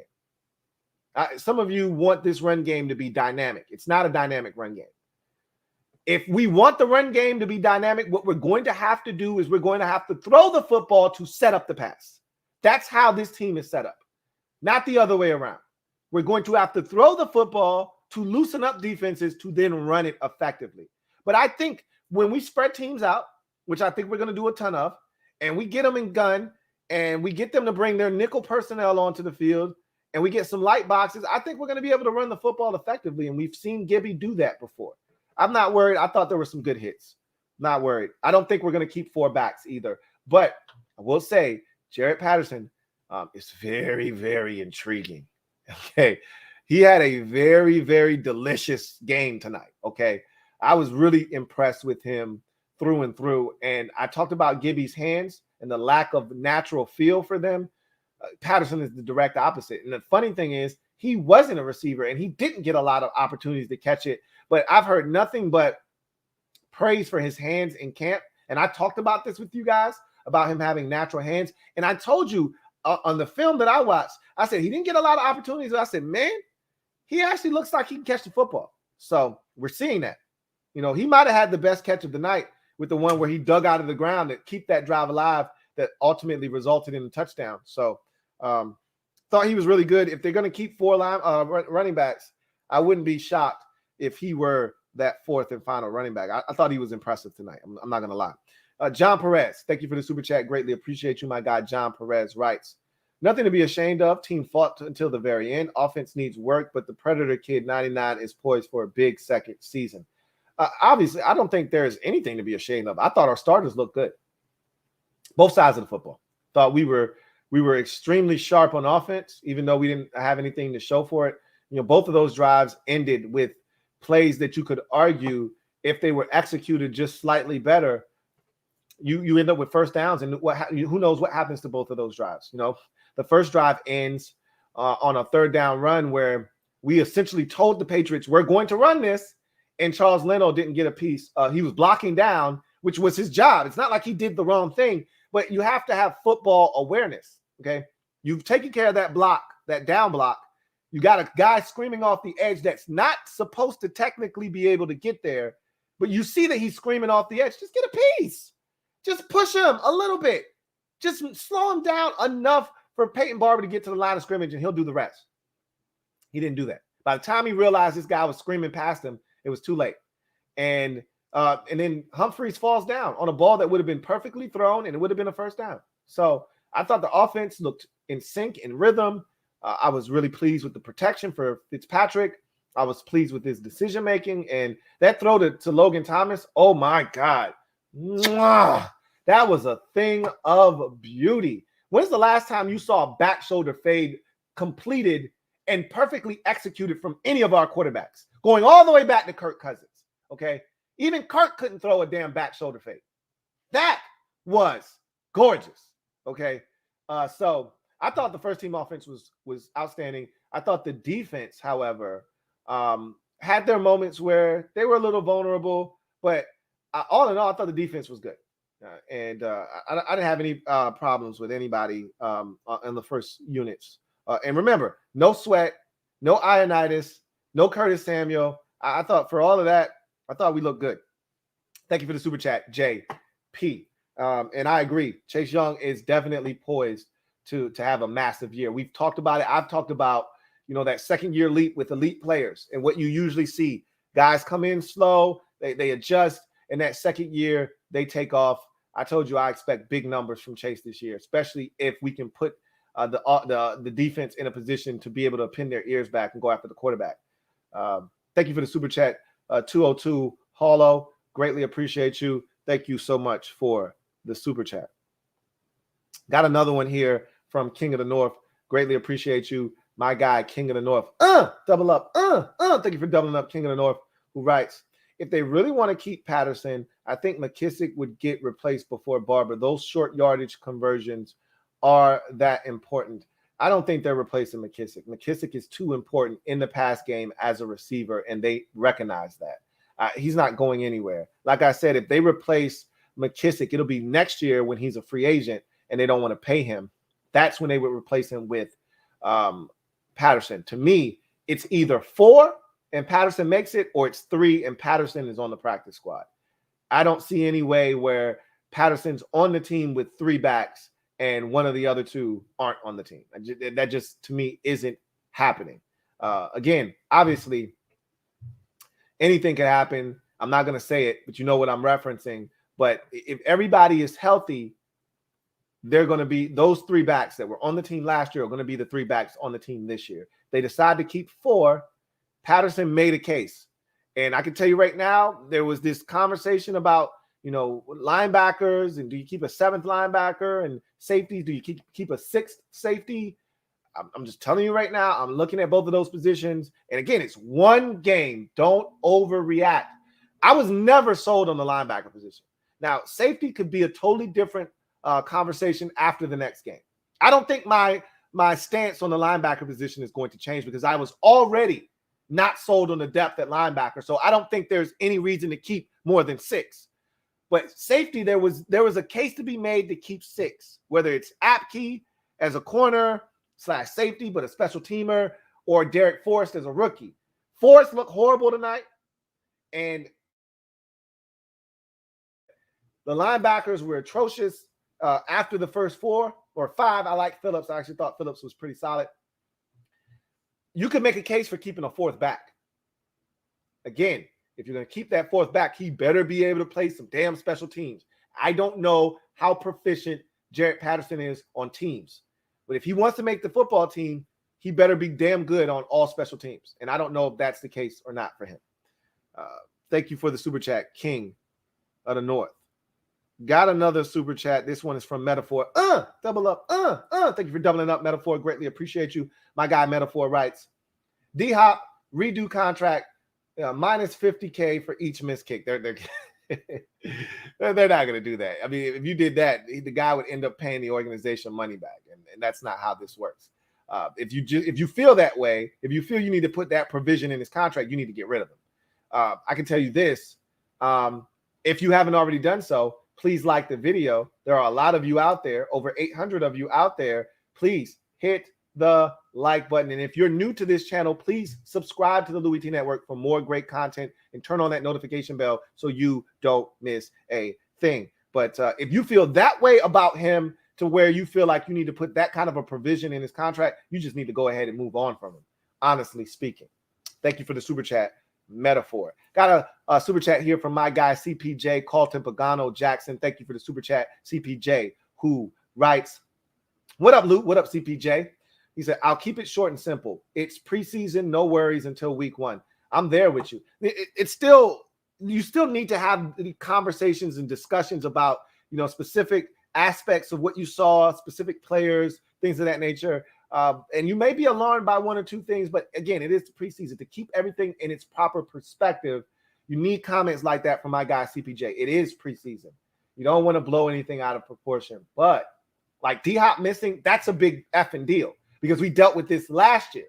So that's a big deal. I thought the poor pursuit angles defensively, I'm not overly alarmed. I don't want to see that again next week, though. That's for sure. So, it's just certain things that you want to see that you want to clean up. That's what these preseason games are for. But I'm with you. No need to panic. No need to be pressing the alarm right now, sounding the alarm. Absolutely not. Thank you for that super chat, CPJ. King of the North, thank you for tripling up. Greatly appreciate you. My guy, King of the North, writes, I bet Ron blames D-Hop's misses on Cheeseman putting a hitch in the whole snap, hold, kick routine. I actually thought the second snap was a little high, but then when they played the replay, and it's funny because I went on Twitter and John Kahn said the same thing. Snap was a little high, but they got it down. The hold was fine. And then when they played the replay, the snap was perfect. There was nothing wrong with the snap. And then Kahn pointed out that, and everything just looked funky with that second kick, the 50-yarder. And I wanted them to not convert. It's crazy because in my head, I liked the drive that they were on, but I also said, I want this thing to stall out right around a 48, 49, 50-yard field goal because I want to see D-Hop come on the field, and he needs to redeem himself. And I want it to be a long field goal. I don't want this 33-yard shit where he could kick it and make it and feel good about himself. I need him to prove to me he can make a long field goal with his confidence kind of waning. Go out there and make a 50-yarder. And I wanted them to fail on that third down, and they did. And I said, good. Send his ass out there. I want to see him make this damn kick. And he missed. So I have a problem with that. But John Kahn said on that whole process, D-Hop slowed down for a reason. It just looked funky to me. And then he shanked it. And then you could see him talking to, Tress Way off the field. Something's not right there. But he better fix it. Whatever it is, he needs to fix it fast. He's running out of time. I can tell you that much. I don't think Cam Cheeseman had anything to do with those misses. Period. And Ron didn't, at halftime, when it was only one miss, didn't sound like Ron was blaming anybody but D-Hop. Like, make the goddamn kick. Thank you for the super chat, King of the North. Got one here from Hunter Hodovic. Greatly appreciate you, Hunter Hodovic, who writes, T, Double H. He says, football is back, baby. Yes, felt great. Team looked good besides D-Hop, but I'm sure y'all already beat that dead horse, LOL. Patterson and Heineke balled out today. I was really impressed with both of those guys. Like I said, Heineke, outside of the one throw, that one decision to throw that 25-75 ball up in double coverage to Tamarick Hemingway, outside of that, I thought Heineke was excellent, especially outside of the pocket when things broke down. Thought he was really exceptional there. He missed the deep ball to Diami. That was another miss that you'd like him to hit, but all in all, I thought Heineke was really solid. Even had a scramble for a first down as well. And then, as you mentioned, Patterson, I wrote down in my notes, the Jaret Patterson show was in the second half, and we were told before the game that he was going to see a ton of reps, and that he did, 14 touches in total. I think, 70 yards, 14 touches, 70 yards for him in this game. He caught it. He ran it both effectively. I thought he was outstanding. Again, he's going to make it tough on the coaching staff to cut him loose. So we'll see what they decide to do. Thank you for the super chat, Hunter Hodovic. Got another super chat here from DCJ. Greatly appreciate you. My guy DCJ writes, first team offense got my MVP tonight. Fitz overall was solid, missed a few throws, but good decision making, was a little bit rushy. And AG was trying to do too much. Davis was solid on run D. Pass D was lost. I thought that Antonio Gibson was solid. I didn't think he tried to do too much. I thought that there were times where he had to essentially preserve plays where they were dead on arrival, DOA before he even got a chance, and had to actually try to get back to the line of scrimmage. I thought Jayden Davis was solid against the run. I thought he could be a little bit more aggressive. There was one play in particular where I thought he could go shoot the hole, go be aggressive. And he kind of just waited, and he ended up getting in on the tackle, but it was 4 yards down the field where I thought he could have met that guy at the line of scrimmage and had it be a gain of one or no gain.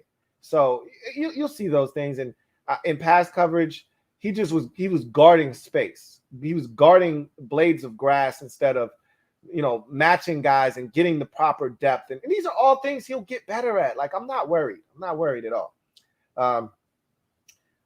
He said Fitz was overall, he said solid, missed a few throws. I'm trying to think. He was 5 of 8. I don't know if there were any throws where I'm like, he would like that one back. He missed Gibson on a check down. That was one of his incompletions. He had a comeback to Terry that I just thought the defender played it really well. Terry could have come back to the football. I don't think that was going to be complete either way. That was a second complete incompletion. And I don't quite remember his third incompletion. But I thought he was really solid. I don't think he really missed anything. So not that I can remember anyway. So thought we were solid all around. The first team offense and defense, I thought they were solid all the way around. Thank you for the super chat, DCJ. Zachary Portnoy, thank you for the super chat. Greatly appreciate you. My guy Zachary Portnoy writes, Nug, Heineke looking kind of like Russell Wilson. Look, I'm not putting that on that man. I can tell you this. He looked very comfortable outside of the pocket. When plays break down and he has to extend, Heineke looks very, very comfortable. I can say this, and I felt this way before the preseason game. I feel that way even more so now. And when Kyle Allen comes back, I'll feel even more stronger in my conviction. We're in a really good spot quarterback-wise. Like, if any of our quarterbacks have to play, I feel confident that we will have a chance to win football games. And that is better. That is more than a lot of teams around the league can say. I think quarterback-wise, we are probably better off depth-wise, not with your first starter, but depth-wise, we are probably better than 90 to 95% of the league. Seriously, I'm not bullshitting you. I watched the Cowboys and the Steelers, and one of my biggest takeaways was they better hope neither one of their starters get hurt because their backup quarterbacks on both of those teams stink. I'm telling you right now, a lot of teams are in that same boat where if their starter goes down, they're screwed. That is not us. Like the Indianapolis Colts had Carson Wentz go down, and they don't know if he's going to be ready for week 1. And they're talking about either starting a second-year quarterback that hasn't played a snap in the NFL in Jacob Eason or a rookie quarterback that they just drafted in the Texas quarterback who I actually really like, Sam Ehlinger. And that's a tough spot to be in. We'll see if either one of those guys are any good. But if our guy goes down, we're not in that position. Next guy up, and I feel just as good about him as I do the first guy and the next guy. So I think we're in a really good spot. I said all that to say this. He's not Russell Wilson, but he looked good tonight, and he looks comfortable. And this is always one of my things is how do you look when things break down? And when things break down, Taylor Heinicke looks to be in his element. And that is refreshing because for a very long time here, we didn't have quarterbacks that looked comfortable when things broke down. Thank you for the super chat, Zachary Portnoy. Got another one here from Derek B. Thank you for the super chat, Derek B. Greatly appreciate you. Thank you for tripling up. Who writes, Thomas and Humphreys will save third all season. D-Hop, I think you're talking about third downs. Yeah, I think so. And he says, D-Hop, thumbs down.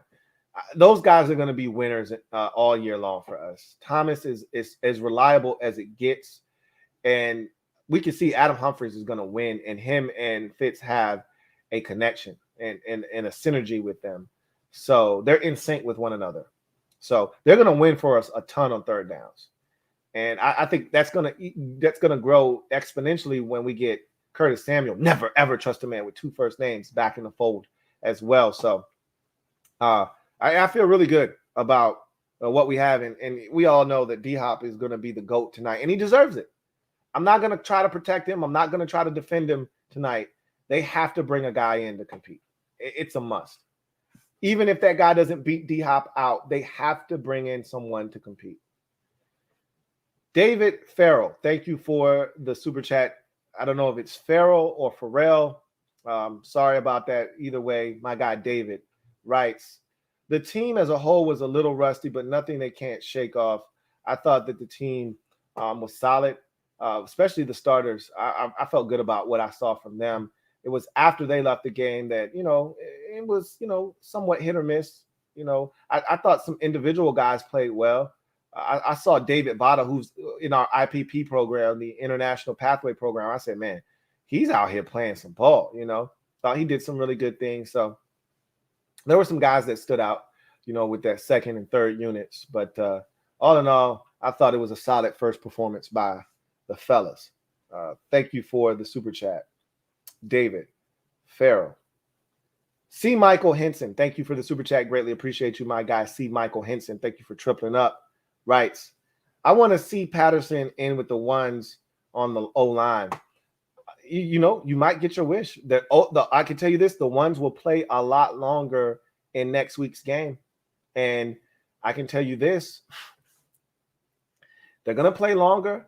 And they're going to be getting guys in there that they like. This second game is going to be a really interesting mix because they're going to start working in some of the guys that they want to see how they react when the level of competition is raised. So a guy like Patterson, if they really are intrigued and they're thinking about potentially having him make the football team, you may see him get some reps with the first team offense, with Fitzpatrick and Terry and all those guys still out there, and they don't want to take too many reps away from AG they don't want to take too many reps away from Antonio Gibson. They don't want to take too many reps away from J.D. McKissick, but you still want to see what Patterson, if you're really thinking about keeping him, you want to see what happens when the level of competition is raised.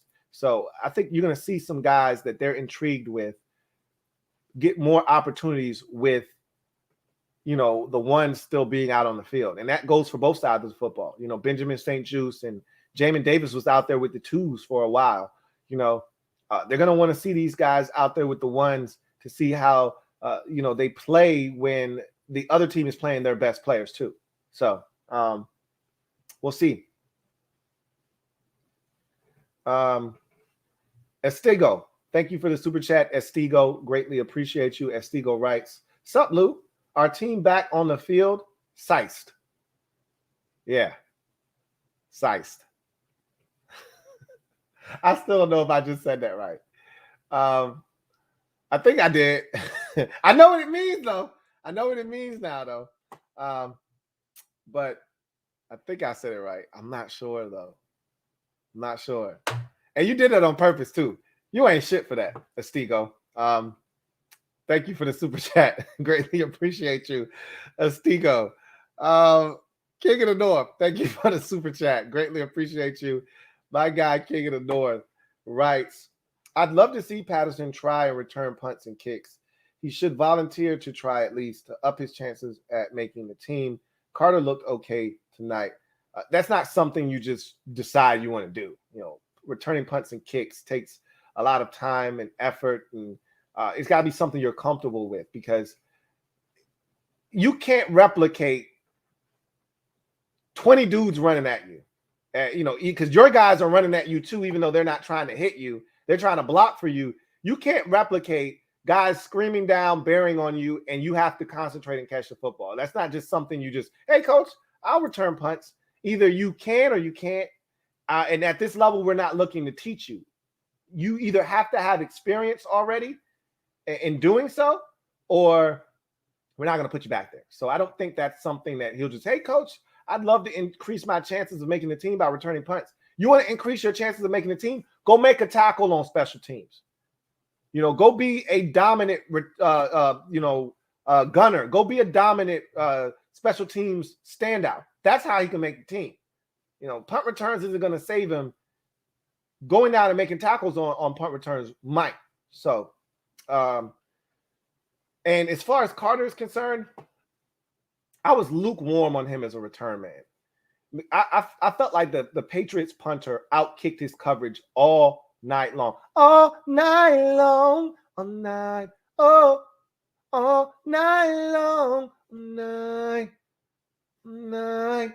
I thought he outkicked his coverage and gave us opportunities to have big returns. And I felt like Carter, all he was interested in doing was making sure he didn't get hit. Every kick, he wanted to race straight towards the sidelines like, hey, I'm going to get as many yards as I can and I'm going to get it out of bounds. Why? Go make something happen. Go be a playmaker. Don't go racing towards the sidelines so you don't get walloped. He looks like a guy that doesn't want to get hit. That's what he strikes me as right now. He's got to change my mind. I told you first impressions are everything. My first impression, I saw a guy making a beeline for the sidelines. I'm going to get as much as I can, and as soon as contact comes, I'm darting out of bounds. I don't want to see that shit from my punt returner. I want a guy that's looking to get up the field. I love what Dax Milne did on his return, however. He got up the field. He got north in a hurry. I hate when people say north and south. You're not running forward and backwards, okay? He went north in a heartbeat. And he got up the field, and he got everything that was there for him to get. I love that. Give me those guys. You want to know why B. Mitch was such a dominant return man? B. Mitch wasn't running sideways. He wasn't running east and west. B. Mitch was running north. He was getting up the field. Catch it, and I'm trying to find a way up the field. But that was kind of that running back nature to B. Mitch as well, But I digress. I thought Carter was okay, like you said, but I wasn't impressed. I'm not going to lie to you. Thank you for the super chat, King of the North. Barrett Downing, thank you for the super chat. BD, greatly appreciate you. My guy, Barrett Downing, writes, still early, Lou, but this kicking worries me. Love the show. Thank you, BD. Really do appreciate you. The kicking should worry you. And what worries me is we don't have another guy on the roster. I think that's set to change, though. I will be shocked if we don't have a new kicker on the roster by Monday. I will be shocked. Thank you for the super chat, Barrett Downing. DCJ, thank you for super chat. Double up. I think you double up. That might be your third. Matter of fact, yeah, it's all blurring together. Really do appreciate you, DCJ, as always, who writes, our depth with the O-line and D-line, in my opinion, was pushed around all night. Taylor, to me, struggled. Not same confidence as Buck's game, Bostic can't start no mo. So we vary on our opinions on what Taylor Heinicke looked like tonight. I didn't think he struggled. And you put struggled in all caps, so you really thought he missed some things. I thought Taylor Heinicke was actually pretty damn good tonight. He missed some things. I'm not going to sit here and say that he was perfect. One of his incompletions to Ricky Seals-Jones, clearly pass interference. That ball was on the money. Would have been a catch if that defender doesn't have pass interference, and it didn't get called. So it goes down in the books as an incompletion. I thought his worst throw of the night was the one to De'Ami Brown. Can't have that. You got a guy with a step on a defender. In the NFL, you got to step on a defender. That's open in this league. He's got to make that throw. He airmailed him by about 4 yards. He wasn't even close. So that was his worst throw of the night. I thought he was actually really solid. I thought he managed the offense well, gave guys an opportunity. And then I told you, I thought his worst throw was the De'Ami Brown throw. The worst decision was the 25-75 ball he threw in double coverage to Tamarick Hemingway. But all in all, I thought he was really solid. As far as the offensive line is concerned, I won't say they were pushed around, but I do think they were beat to the punch a lot of times. They looked a little slow. I thought guys beat them to the punch a lot of times, and that's what caused a lot of the early penetration. It wasn't that they were getting blown up. It was more so that guys were just faster. They reacted faster. It's almost like they were getting off the snap slow or something. But again, that's why you have preseason games. That's why you want to iron out all these things. I know this. When we set our quarterbacks back to pass, I thought they were protected for the most part. Heinicke took a sack, but Fitzpatrick took a shot on a ball that he delivered down the field. But for the most part, I thought that the protection up front was pretty damn solid. I did see J.D. McKissic get steamrolled on one of his pass pro sets. But other than that, I thought, for the most part, the pass protection was pretty solid through and through. So we disagree on our vantage points of what we saw tonight from the offense in the football game. Got another super chat from Garrett Horton. Thank you for the super chat. Greatly appreciate you, Garrett Horton, who writes, D-Hop gotta go. I understand. And my guy DCJ said Bostic can't start no mo. He's going to continue to start. I don't think they're going to move him anywhere anytime soon. Bostic is trash. He says wide receiver solid. Looked good with a check mark. So I pretty much agree with everything except I don't think Bostic was trash tonight. I thought Bostic was solid. He did have the missed tackle, but outside of that missed tackle, I thought he was solid, man.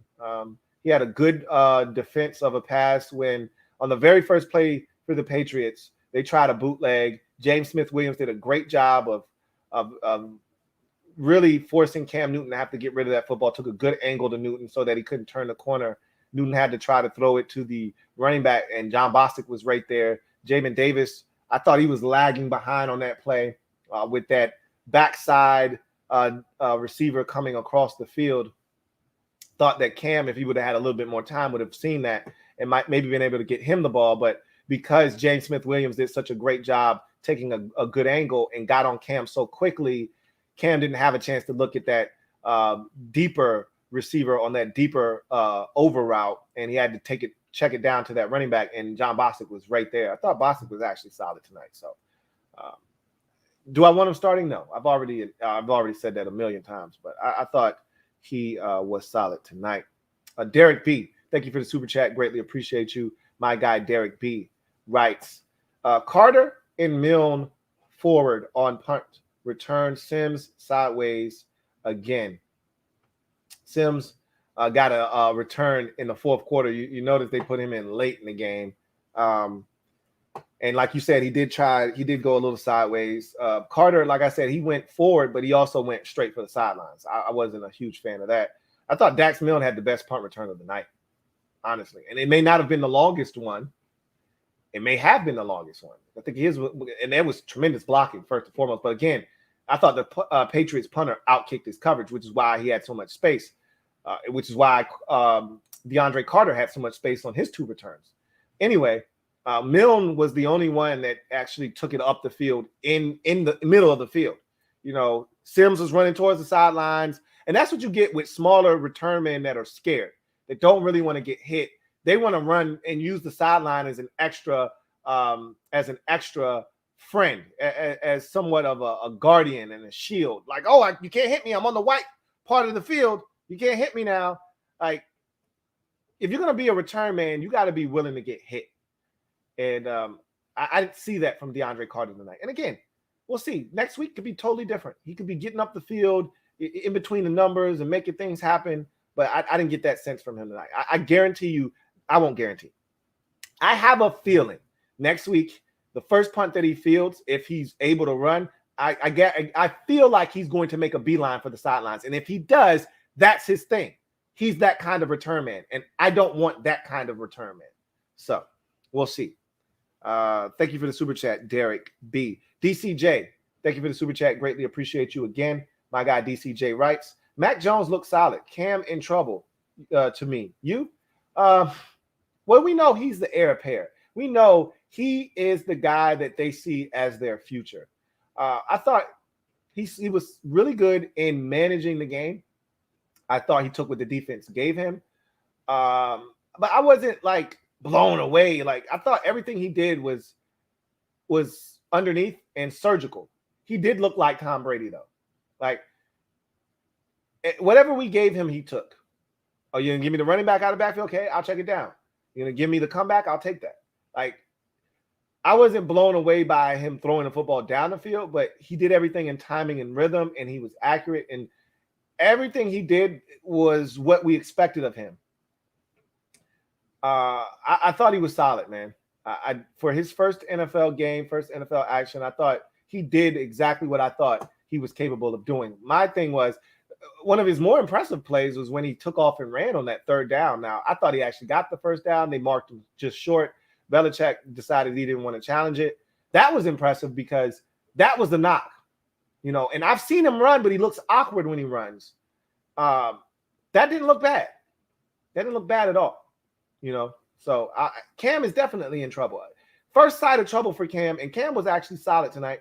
First side of trouble for Cam, they're going to go to Mac Jones, and they're not going to look back. So Cam has to really play well to fend off the young fella, and they've got to be winning ball games, because if they're not winning games, it doesn't make any sense for them to keep Cam in there because he's not the future. You just go to the young fella. But Bill Belichick isn't interested in grooming a young quarterback. He's interested in winning football games. So if Cam Newton gives them the best opportunity to do that, he's going to keep him in the game. Thank you for that super chat, DCJ. Got another one here from Abner Duran. Double up. Thank you for doubling up, AB. Greatly, AD. Greatly appreciate you. My guy, Abner Duran, writes, seeing Ron Rivera wanting to win the game until the last breath is the core inspiration for every player to take out the best of themselves. Ron's plan. I was actually surprised. I thought once they went up by 9, or actually once they took the lead, because the 2-point conversion was deemed to be incomplete, and they didn't kick an onside kick, and they kicked it deep, I said, oh, okay, we only got 2 timeouts, so that means we can't stop the clock 3 times. He probably just going to let it run out. I was shocked to see him use both of his timeouts, and then have a chance on third down to get the stop, and then they broke off like an 89-yard touchdown run. So it became a moot point at that juncture. But I was surprised to see him use his timeouts and try to give them a chance to maybe see if they could win the game. But once they broke off the run, that was that. So thank you for the super chat, Abner Duran. Zachary Portnoy, thank you for the super chat. Greatly appreciate you. My guy, Zachary. Double up. Thank you for doubling up. Writes, I can't spell nudge, apparently. Okay, I was wondering what the hell that was. I said, that might be some young boy lingo that I don't know anything about, which is fine. I stay in my lane. But I was like, okay, that's some different stuff. I never heard that one before. But you meant nudge. I couldn't even, normally I can kind of make do with what you give me and I can understand what you were saying. I was like, I don't know what the hell that is, but I'm going to just keep going. So I'm glad you came back around and explained to me that wasn't some young boy lingo or some shit that I just didn't know. You just had some issues there. That's cool. It happens to the best of us. He says, also, apt key to linebacker, big. I'm going to tell y'all right now, I think Troy Apke's going to make the team. I don't know if y'all remember, right before halftime, we scored a touchdown to take a 7-6 lead. and we kicked it off, and their return man bust off a nice return, and he's out to the 35. And if Troy Apke doesn't tackle him, he may be gone. But Troy Apke got him on the ground. And that's why Troy Apke is going to make this football team. I will not be surprised. Because when the tackle needs to be made, Troy Apke's there. And I don't know if there are many other guys on the roster like him. So prepare yourselves. There may be a roster spot dedicated to Troy Apke. I so wanted New England when they were down there on the 1 yard line on, I want to say it was a third down. It might have been a second down. But they split out their receiver wide, and Troy ran out there, and he was one-on-one with the receiver. I was like, please throw the football. I want to see what Troy does here. I never got to see it. They ran it right into the end zone. So we'll see what happens. Thank you for the super chat, Zachary Portnoy. Got one here from Garrett Horton. Thank you for the super chat, Garrett Horton. Double up. Greatly appreciate you. Thank you for doubling up. Garrett Horton writes, Montez threw 1,000 1-yard throws and plenty of bad ones. Yeah. He was, he got into a rhythm, but much like Mac Jones, at one point, Mac Jones, I think, had like 11 straight completions, but I don't think any of them were more than 7 yards down the field for Mac Jones. Same thing could be said for Steven Montez. He got into a little bit of a rhythm, but everything was dink and dunk underneath. At one point, they were in the Mob Squad chat calling him Alex Montez, because everything was underneath. But he had to build confidence. And I wasn't mad at him because, he's been throwing interceptions in practice. He threw another one in the game. And the last thing he wanted to do was come out there and really embarrass himself. So take what the defense gives you. And if that's a steady diet of 2 or 3 yard passes, so be it, as long as you're moving the sticks. And they were.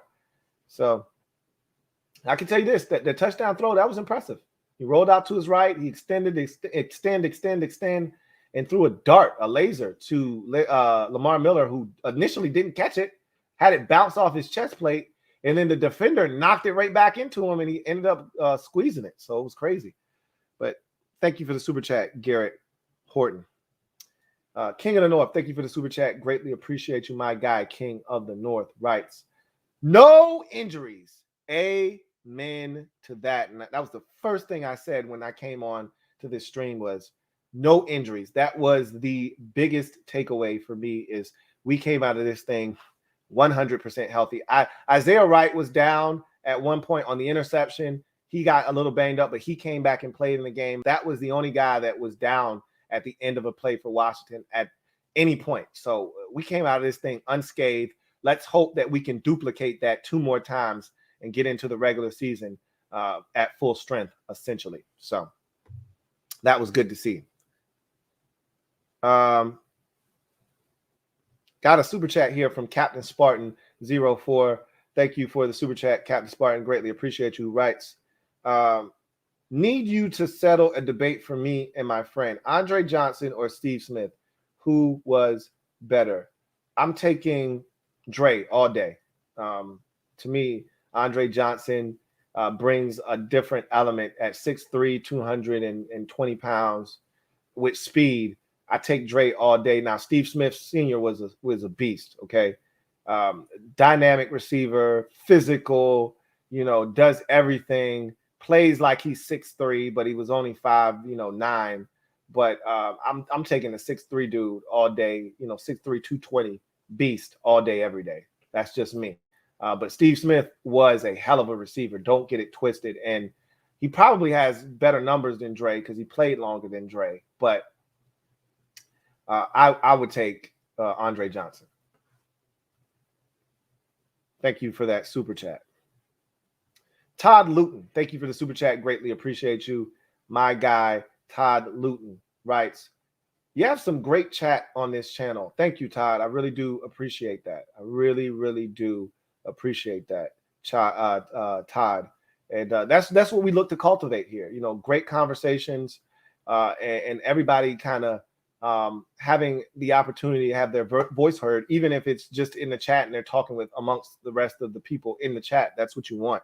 So I enjoy that as well. Thank you for the super chat, Todd Luton. Got a super chat here from DCJ, my guy DCJ. Thank you for the super chat, who writes, Reyes is not ready. He is not. Now, I said that already, and a lot of people want him to make this team because they want to see him develop here in Washington, but he's not ready. He says, Bates looked like a rookie, but Hemingway gave out more pancakes than IHOP. Every time you look up, he was on his back, must improve. Bates, to me, is clearly the number 2 tight end on the team. Hemingway, I think, is going to ultimately make this team as the 3rd tight end.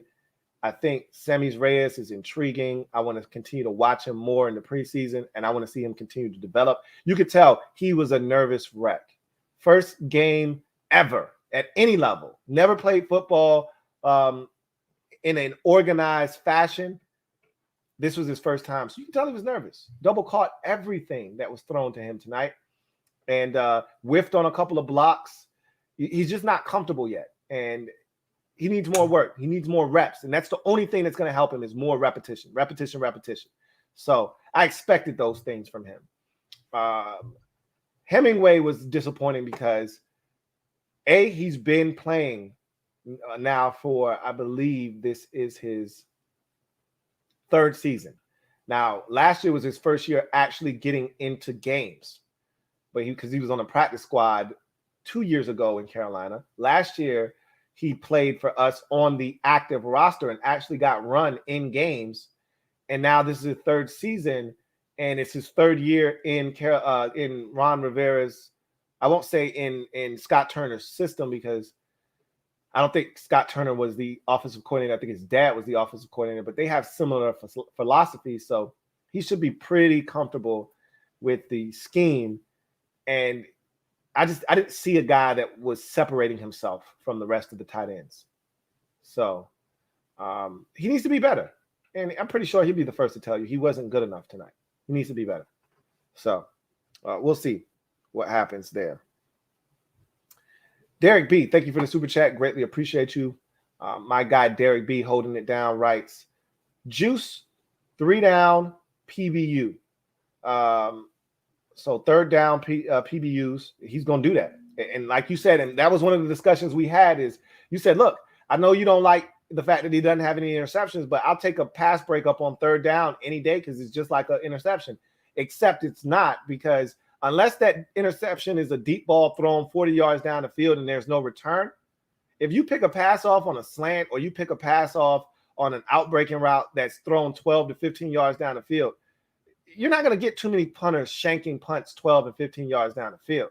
So it's a big difference in field position between an interception and a punt. That said, you're still getting the football back to your offense. So I understand and totally get where you're coming from.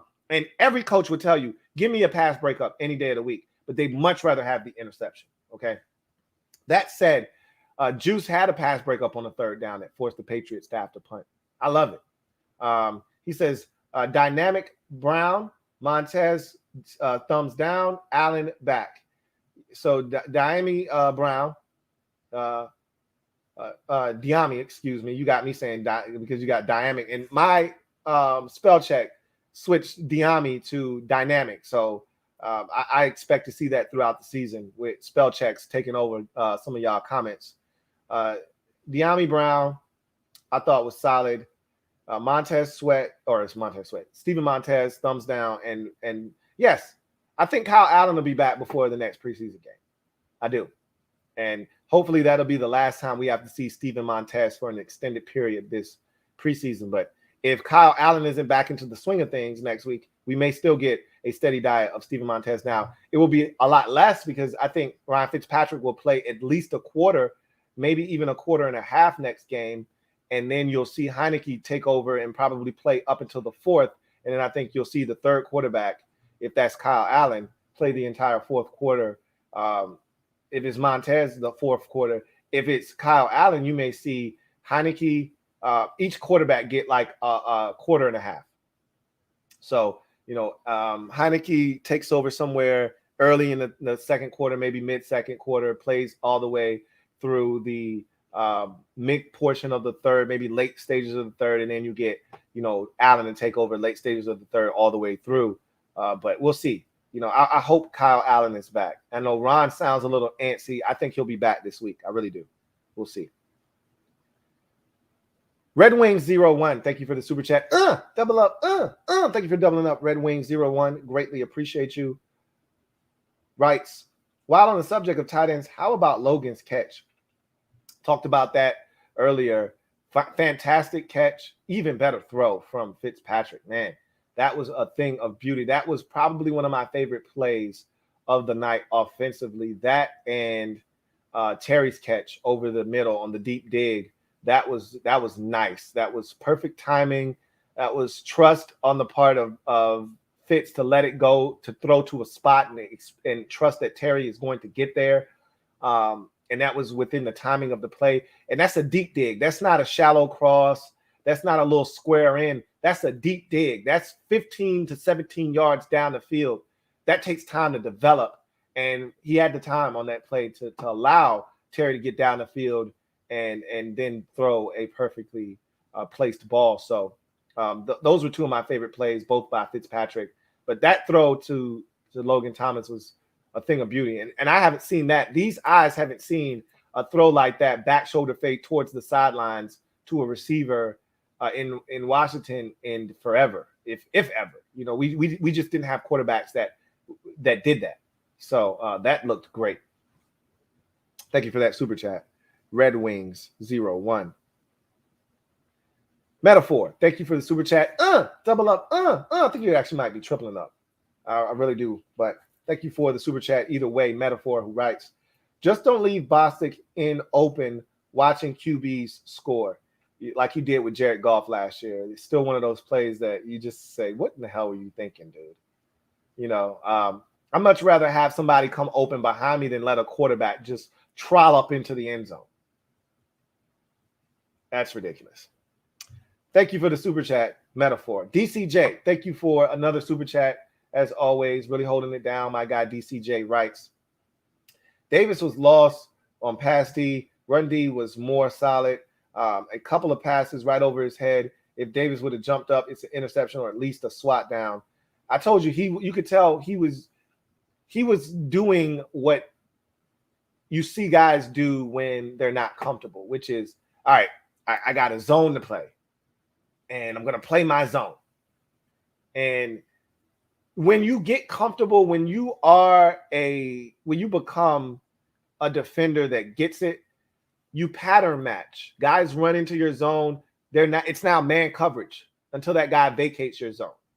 And so what he was essentially doing is what I used to always say. The running joke, back in the day when I used to play Madden with my friends is when we used to play football was, oh, you playing Madden defense, like the computer, where in Madden the computer has this circle, like a linebacker or a corner or a safety.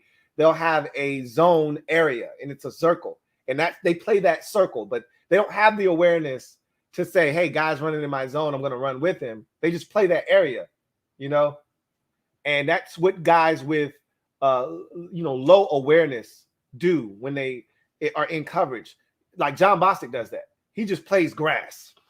He'll get depth, but he's playing grass. He's not looking behind him to see if a receiver's, coming behind him. He's not looking to see if a guy's coming into his zone and then ready to match him. He's just playing an area. And you get beat like that because all a guy has to do then is just sit down, And if a guy runs behind you, you don't even know he's there because you haven't looked around to see what's going on. You don't have a feel for what's going on. And he's young. He's a rookie. This is his first game in the NFL. You expect that. So he'll get better. I thought he was off with some of his depth and some of his drops too. He'll get better at all of that stuff. I'm not worried. Anye Bradley, thank you for the super chat. Greatly appreciate you. Thank you for the super chat, Anye Bradley.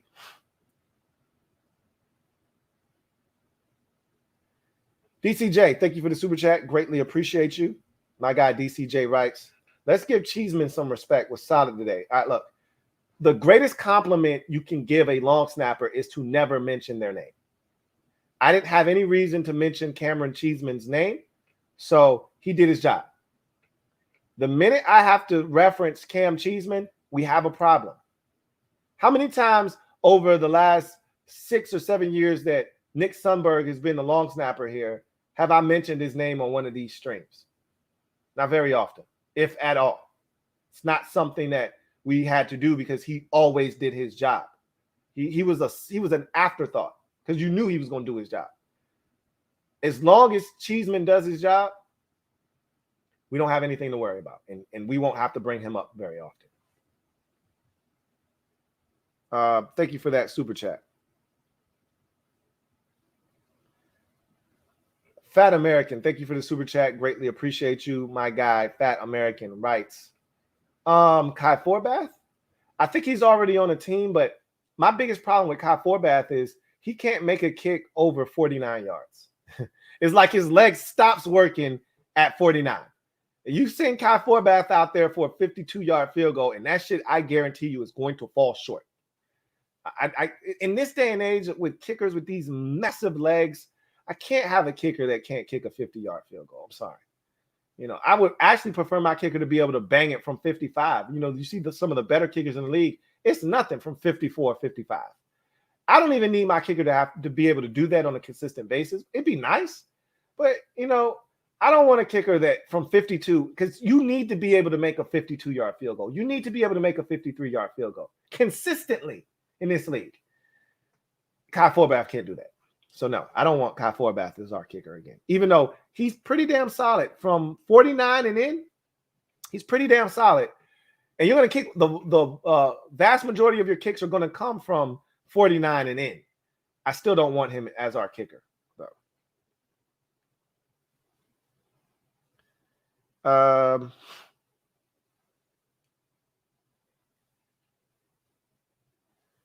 Let's see.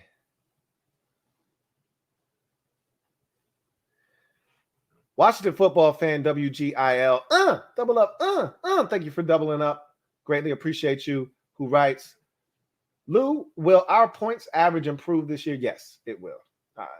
It can't go but up. It can't be any worse than it was last year. I mean, truth be told, if not for the defense, having that game against the 49ers where they scored 2 defensive touchdowns and let's see, and having some of the plays that they had in the Eagles game that created some scoring opportunities. I think they were responsible with the 2 picks that they had.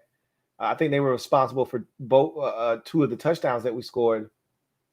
And, obviously in other games where they created turnovers that created short fields that led to points, our average might have been even worse last year. The offense is going to be so much better this year. It's going to be a lot more explosive and dynamic, and we're going to score touchdowns. We're going to score more points. So I hope the defense creates more opportunities. And look, let's be honest. We missed kicks last year. We missed extra points. We missed field goals. Those bring the average down too. We need to be better in all aspects, but the offense, I fully expect to be better and score more points on average per game. So, yeah, I think it'll be a lot better. Farrah Cody, thank you for the super chat. Greatly appreciate you. Farrah Cody, who writes, Jayden Davis looks like he wasn't supposed to be on the field with the first team. Not going to lie, but he's a rookie, so I'll give him a break. Yeah, he looked like I expected him to look. I told you I was going to be watching him, but I've heard in camp that, he's got a little ways to go, and that's okay. They know that he knows the plays. It's all about him trusting what he sees now, and that's going to take some time. It's going to take some time for him to adjust to everything, the speed of the game, what angles to take, when can I take a chance here and shoot a gap, all of those things. Some guys have it right out of the gate. Some guys don't. Remember, it's not like Jayden Davis was a 3-year starter at Kentucky. If he were a 3-year starter, I'd be a little bit harder on him. I'd be like, man, he needs to come in here and dominate. This guy was a 1-year starter, 1 year. And he wasn't supposed to, I can't stress this, he wasn't even supposed to be the starter the 1 year he did start. So it'll take some time. I'm not worried. Thank you for the super chat, Farrah Cody. Condo P, thank you for the super chat. Greatly appreciate you. Thank you for tripling up, Condo P, who writes, Milne is now on my radar, both as a receiver and on special teams, as he should be. He's not going to make the team. But he caught the football well tonight. Had a nice little catch. I want to say it was in the third quarter. Might have even been in the second. I think it was in the third. And I thought he was really good. That one punt return he had up the field, best punt return of the night. What will be the real indication that the coaching staff took notice is if he starts playing sooner. If he's playing in the second quarter and we still got some starters in there, or Heineke's in the game and he's getting reps with the second team, that's when you know, okay, they took notice. And he's fielding punts with the first team offense and defense still out there. Okay, yeah, they took notice, and he's gonna have a legitimate shot in this thing. If his standing doesn't change and he's still getting third string mop up duty, then and I still don't think he's gonna make the team, but you can tell when the coaching staff has taken notice because he starts to get more meaningful reps with the first team or even the second team that's out on the field. Because remember, a lot of the second team guys are going to make the football team too. So if we see that, then we know that they're starting to really take notice of what he's doing, and they want to give him some more meaningful reps to see how he handles the level of competition stepping up another notch. Thank you for that super chat, Kondo P. Mutib Khan, thank you for the super chat. Greatly appreciate you. Mutib Khan writes, "What up, Lou? What up, Mutib?" He says, "Chase Young is a monster. He says, I know he didn't play a lot, but it seemed like he was beating Isaiah Wynn every snap. He was kicking his ass. Good. And the one thing Isaiah Wynn doesn't have is the length, and you saw it play out. One of the knocks on him coming out of Georgia, while a lot of people thought he was going to transition to guard, is he's a shorter tackle. First of all, he's only like 6'2", 6'3". Most tackles, you want your guy 6'5", 6'6", because usually, 6'3" guys don't have long arms. They don't have a long wingspan. That's usually reserved for 6'5", 6'6", 6'7" guys. So that's why you see tackles usually being really tall. That said, he's not only short in height, he's short. He got short arms. But the Patriots liked his athleticism, his movement skills, and his technique was good enough that they felt comfortable he could play tackle. Well, against elite guys like Chase Young with length that know how to use it, he may struggle, and he did in this game. Chase was having his way.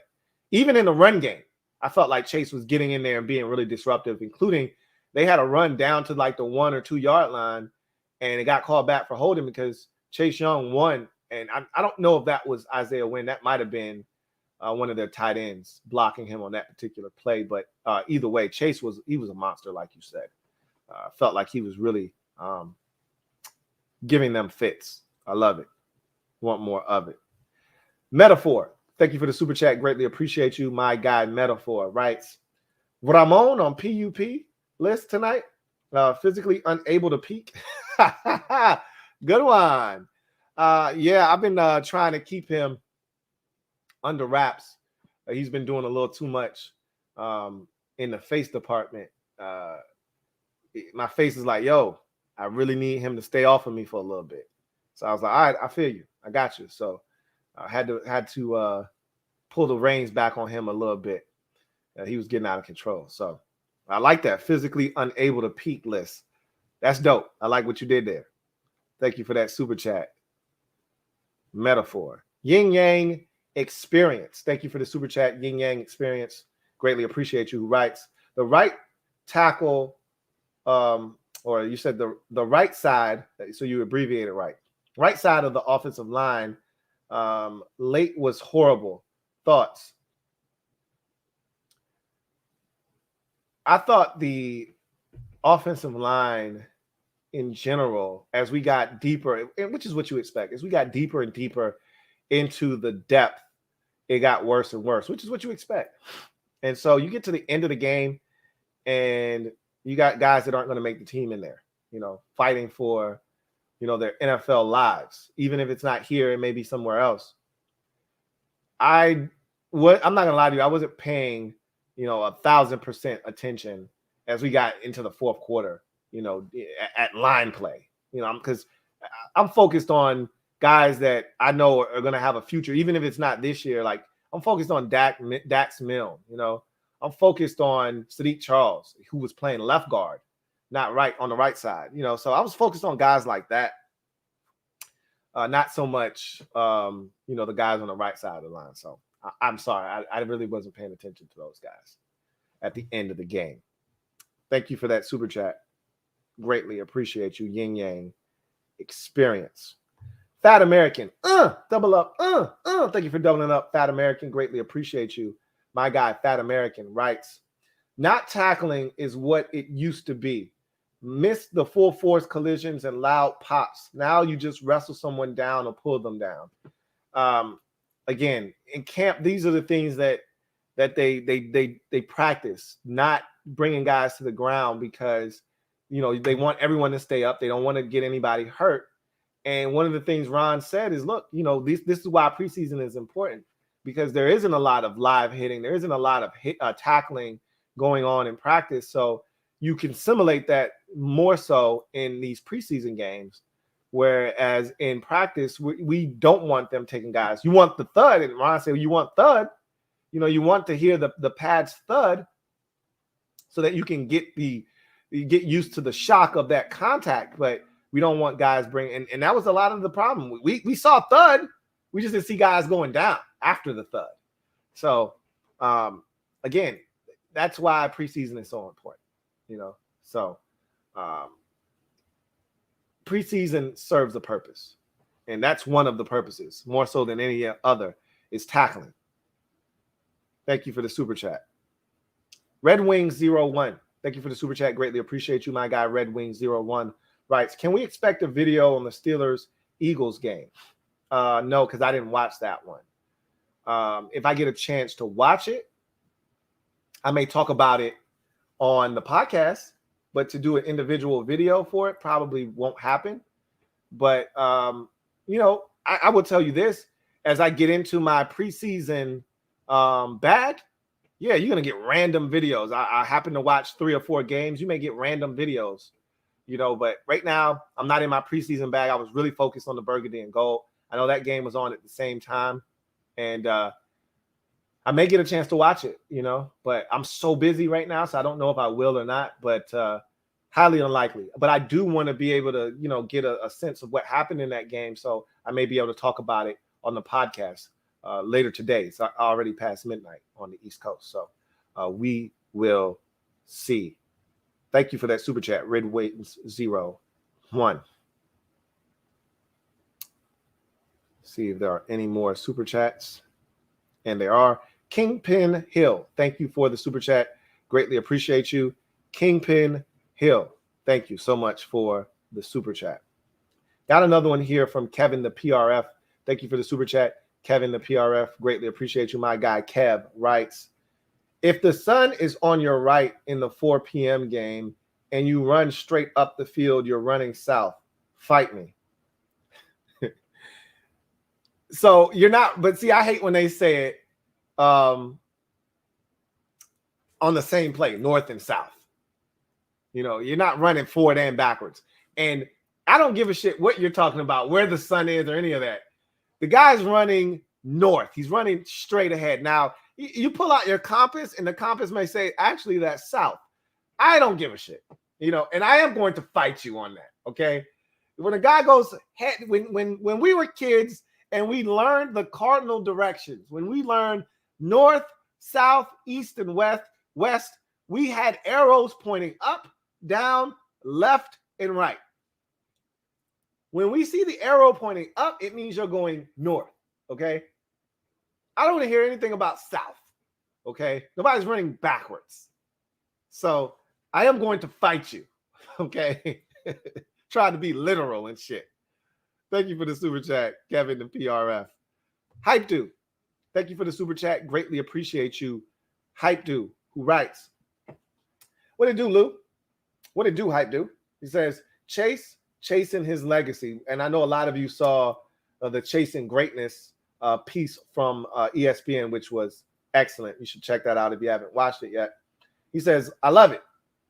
You rather Payne try and pick up the fumble or land on it. Also, Heineke has a tendency to throw a bit high. So I didn't have a problem with Deron Payne trying to scoop it up.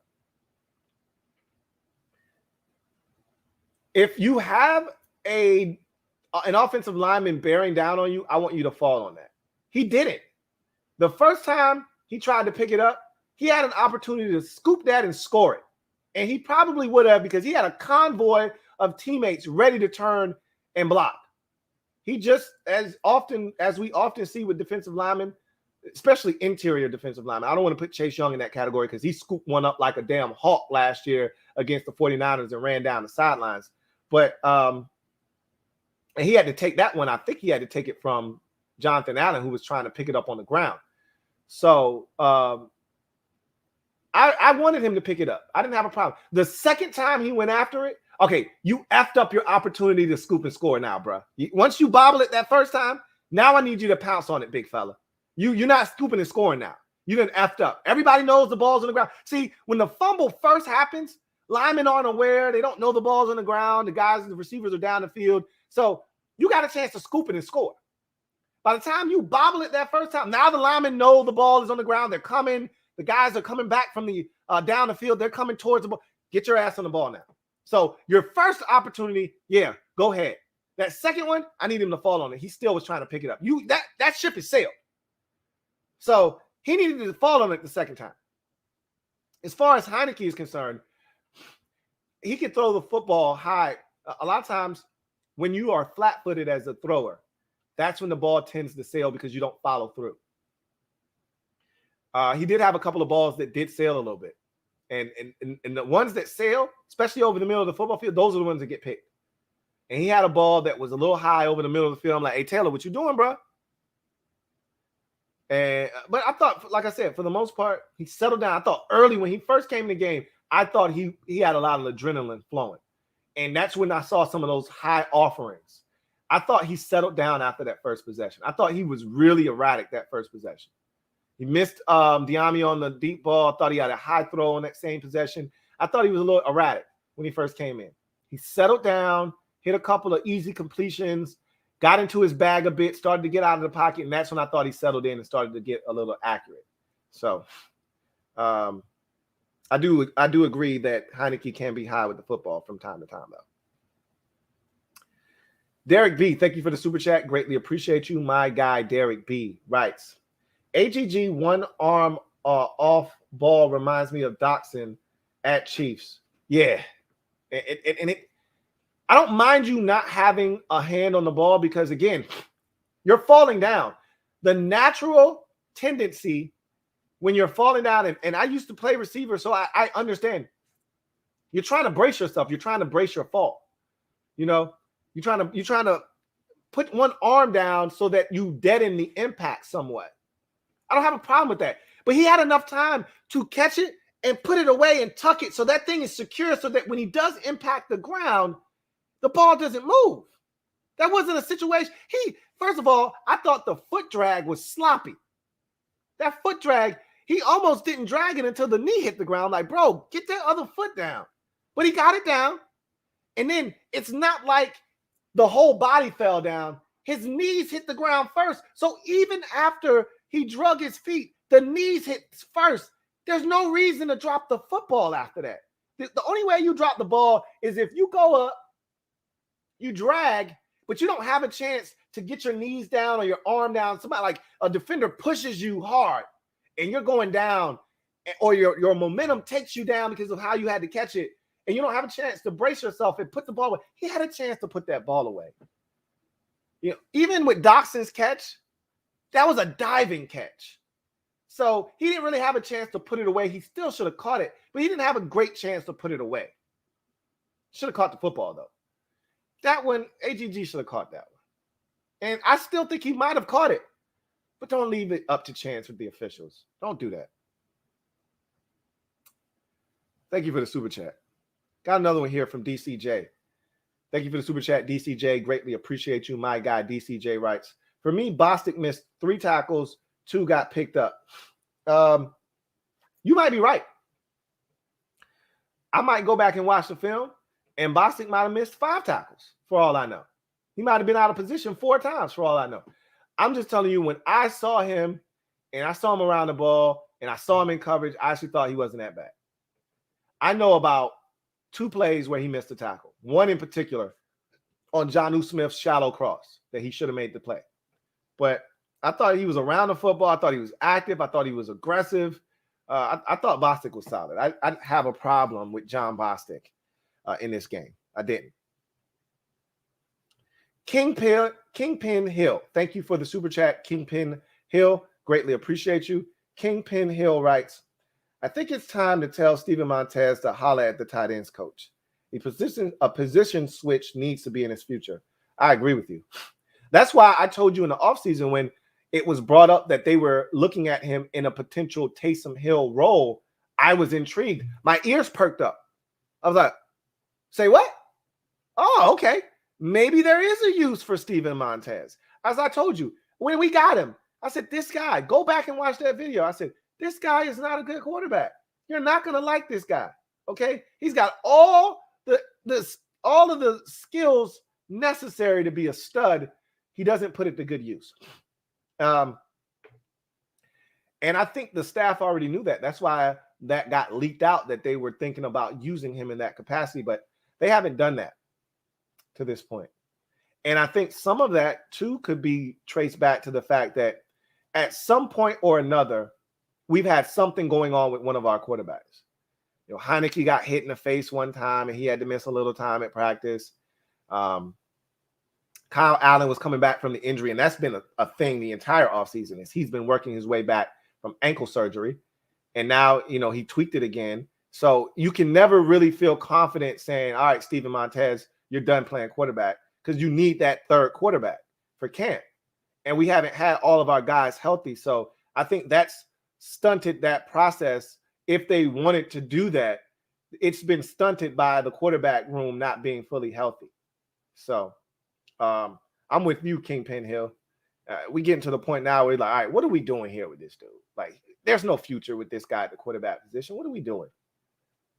Like, either we're going to move in a different direction and get another young guy that we feel like we can groom, or we're going to start using Steven Montez in a different light, because this ain't it. This ain't it. And he looks just like Logan Thomas. You know? So I feel you on that. Tizzy Bang. Double up. Thank you for doubling up, Tizzy Bang. Greatly appreciate you. Who writes, Ron said not worried about kicking. Patreon film? There may be film on this. I may break this game down. We'll see. It just all depends on time. I got a lot of stuff that I'm juggling, but I would love to take a look at this on film and break it down on Patreon. So that is something that I'm considering doing. It's just about time. If I have enough time, I may be able to do it. And it won't be like I do every play. It might be just, you know, specific plays and whatnot, things that I like, things that I didn't like, and, you know, kind of showing that. So the thought process is that I want to try to get some clips up there on Patreon. So if you're not on Patreon, you know, now's the time. Go ahead, get on Patreon and get ready for the season, because we will be breaking down film like we did last year. So, and it may start in the preseason. Who knows? We'll see. Thank you for that super chat, Tizzy Bang. Got another super chat here from King of the North. Greatly appreciate you. Thank you for the super chat, King of the North, who writes, B. Mitch said Patterson should volunteer to return punts because that's what he did as a rookie. B. Mitch didn't return any in college. Maybe game has changed. Now, that's interesting. I thought B. Mitch was a quarterback, but for B. Mitch to have never returned punts and then to become one of the best in the game, wow, I didn't know that.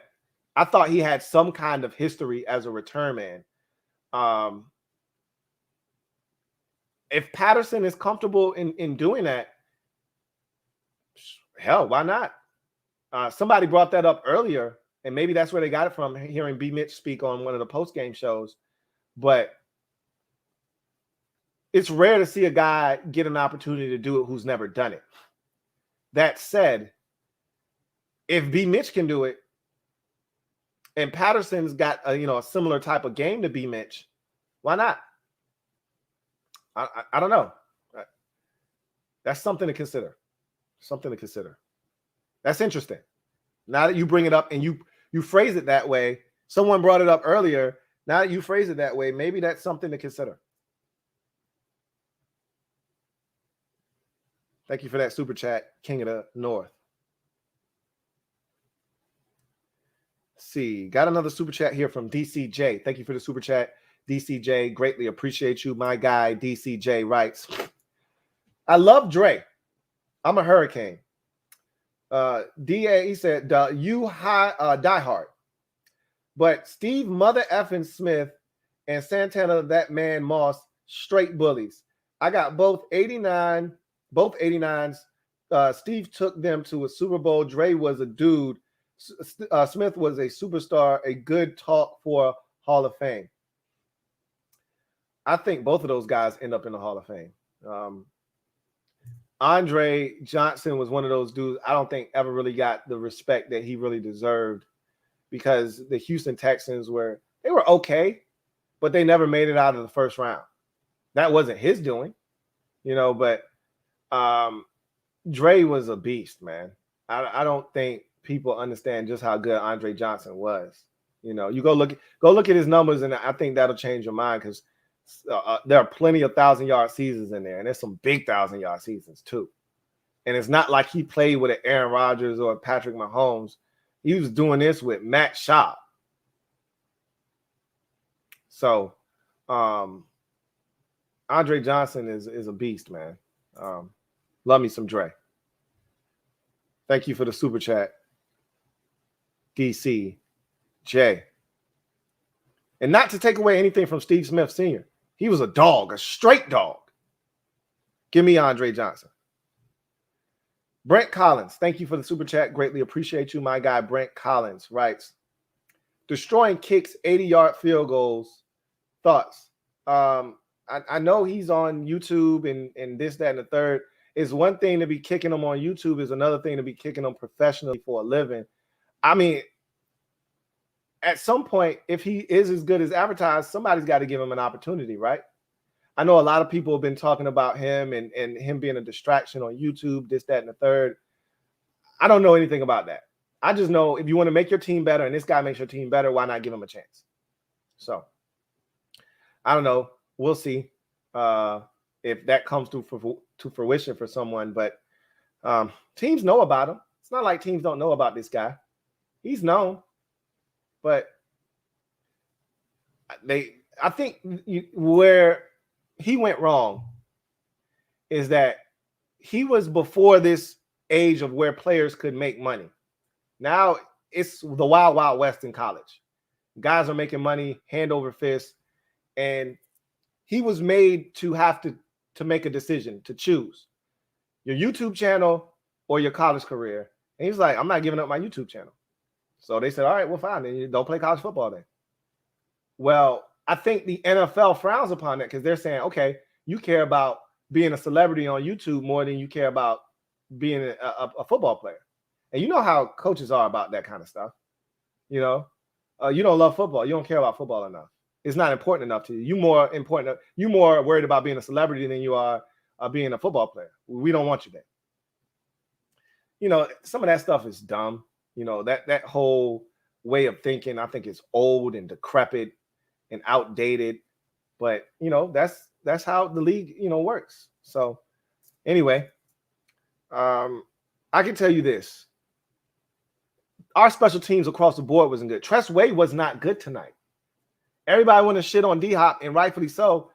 Tress Way was not good tonight. He was awful tonight. Special teams was not good tonight.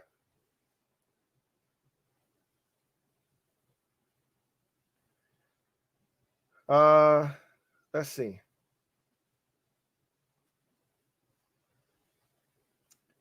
Carlton Pagano Jackson, thank you for the super chat. Greatly appreciate you. As always, CPJ, thank you so much. Can't express that enough. Thank you so much for the support. My guy, CPJ, writes, De'Ami looked good out there tonight from what I saw.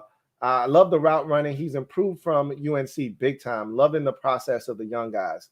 He definitely has improved, because that was one of the knocks on him, is that he didn't run a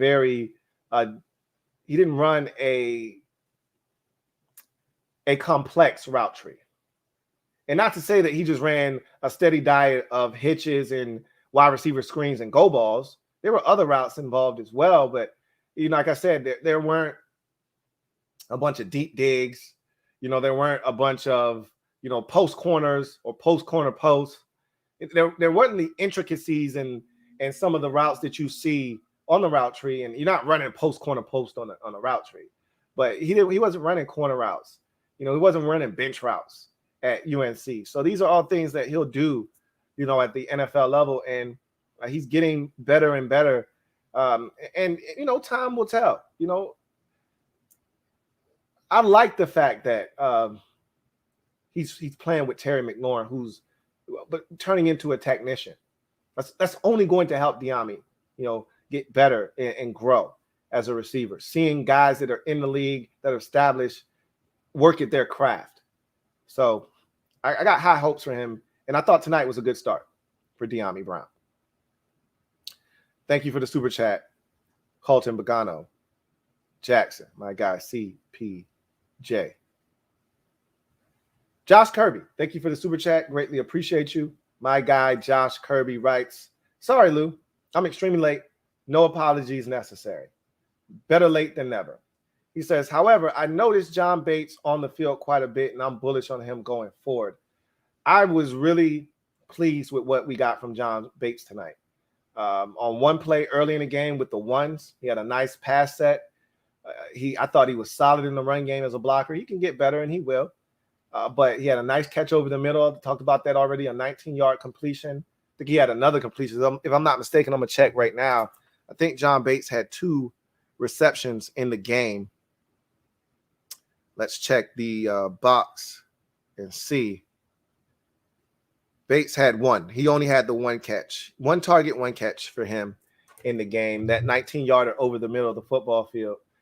I like John Bates a lot. And I think I told you guys that when we drafted him, didn't know much about him, did the homework, and I said, he's one of my favorite players that we drafted.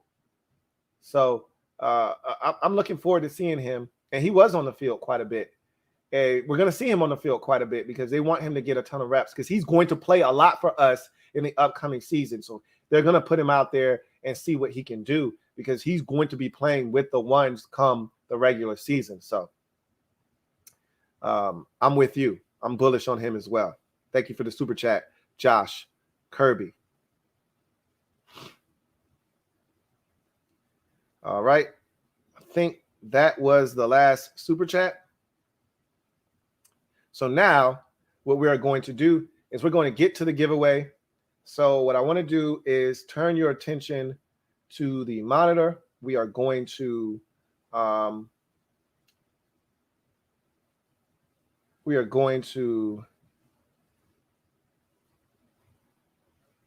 do this really quickly. There weren't many of you who decided to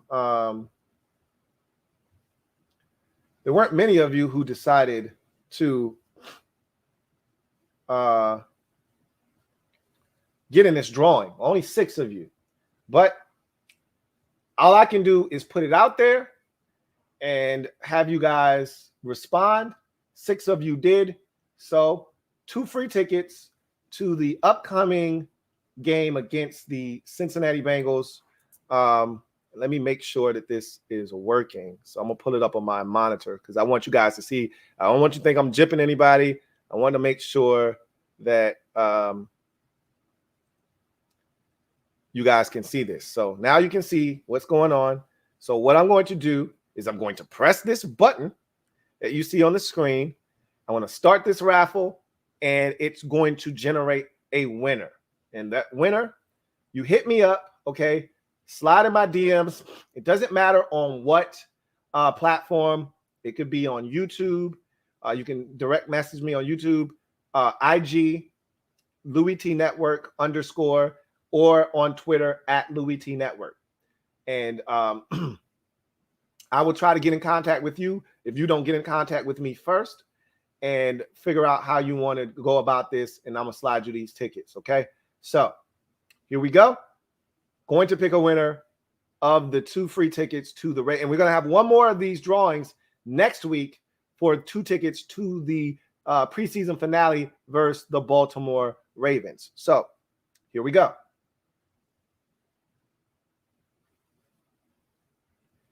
Congratulations to Bree. All right. Brianna Banana, as she is named on the Mob Squad. Brianna, congratulations, Bree. You are our winner of the tickets to the game. Get in contact with me. If you don't get in contact with me, I'll try to get in contact with you. If I can't get into contact with you and you don't get in contact with me within 72, let's call it 72 hours, then I will do another random drawing and with the people that were in it, and we will then have the tickets go to the next person. So thank you guys for your participation, and congratulations once again to Bree. You have won, so hit me up. When you if you're watching live now, great, you can hit me up. If not, I will try to reach out to you to get you these tickets. So congratulations once again to Bree. I think I got one more super chat and then we will get out of here. And I do. And it's from my guy Josh Kirby. Double up. Thank you for doubling up, Josh Kirby. Greatly appreciate you. My guy Josh Kirby writes, Ron's Plan shirt was a huge hit at my local bar. Great job, Lou. Oh, I am so glad that one, you wore it out to the bar, and two, I'm glad that they liked the shirt. I've heard nothing but great things about it. I was really proud of how it turned out, and I'm glad that everyone has been so enthusiastic about the shirt. I know I am.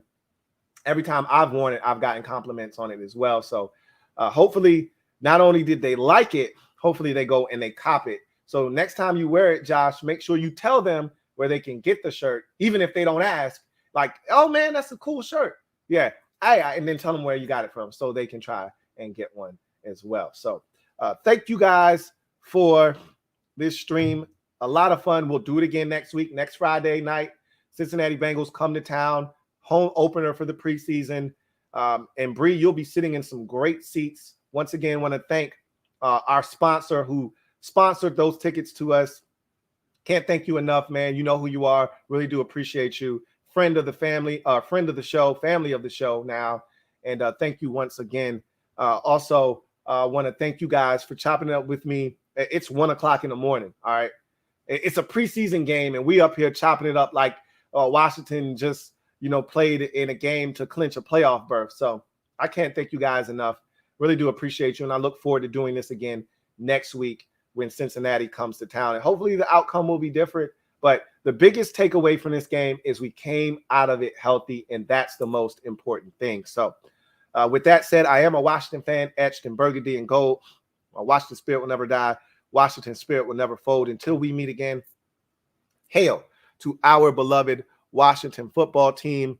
Make sure that if you are out there, you do me a huge solid and hit that subscribe button for more great content. Turn on the notification bell so you don't miss a thing.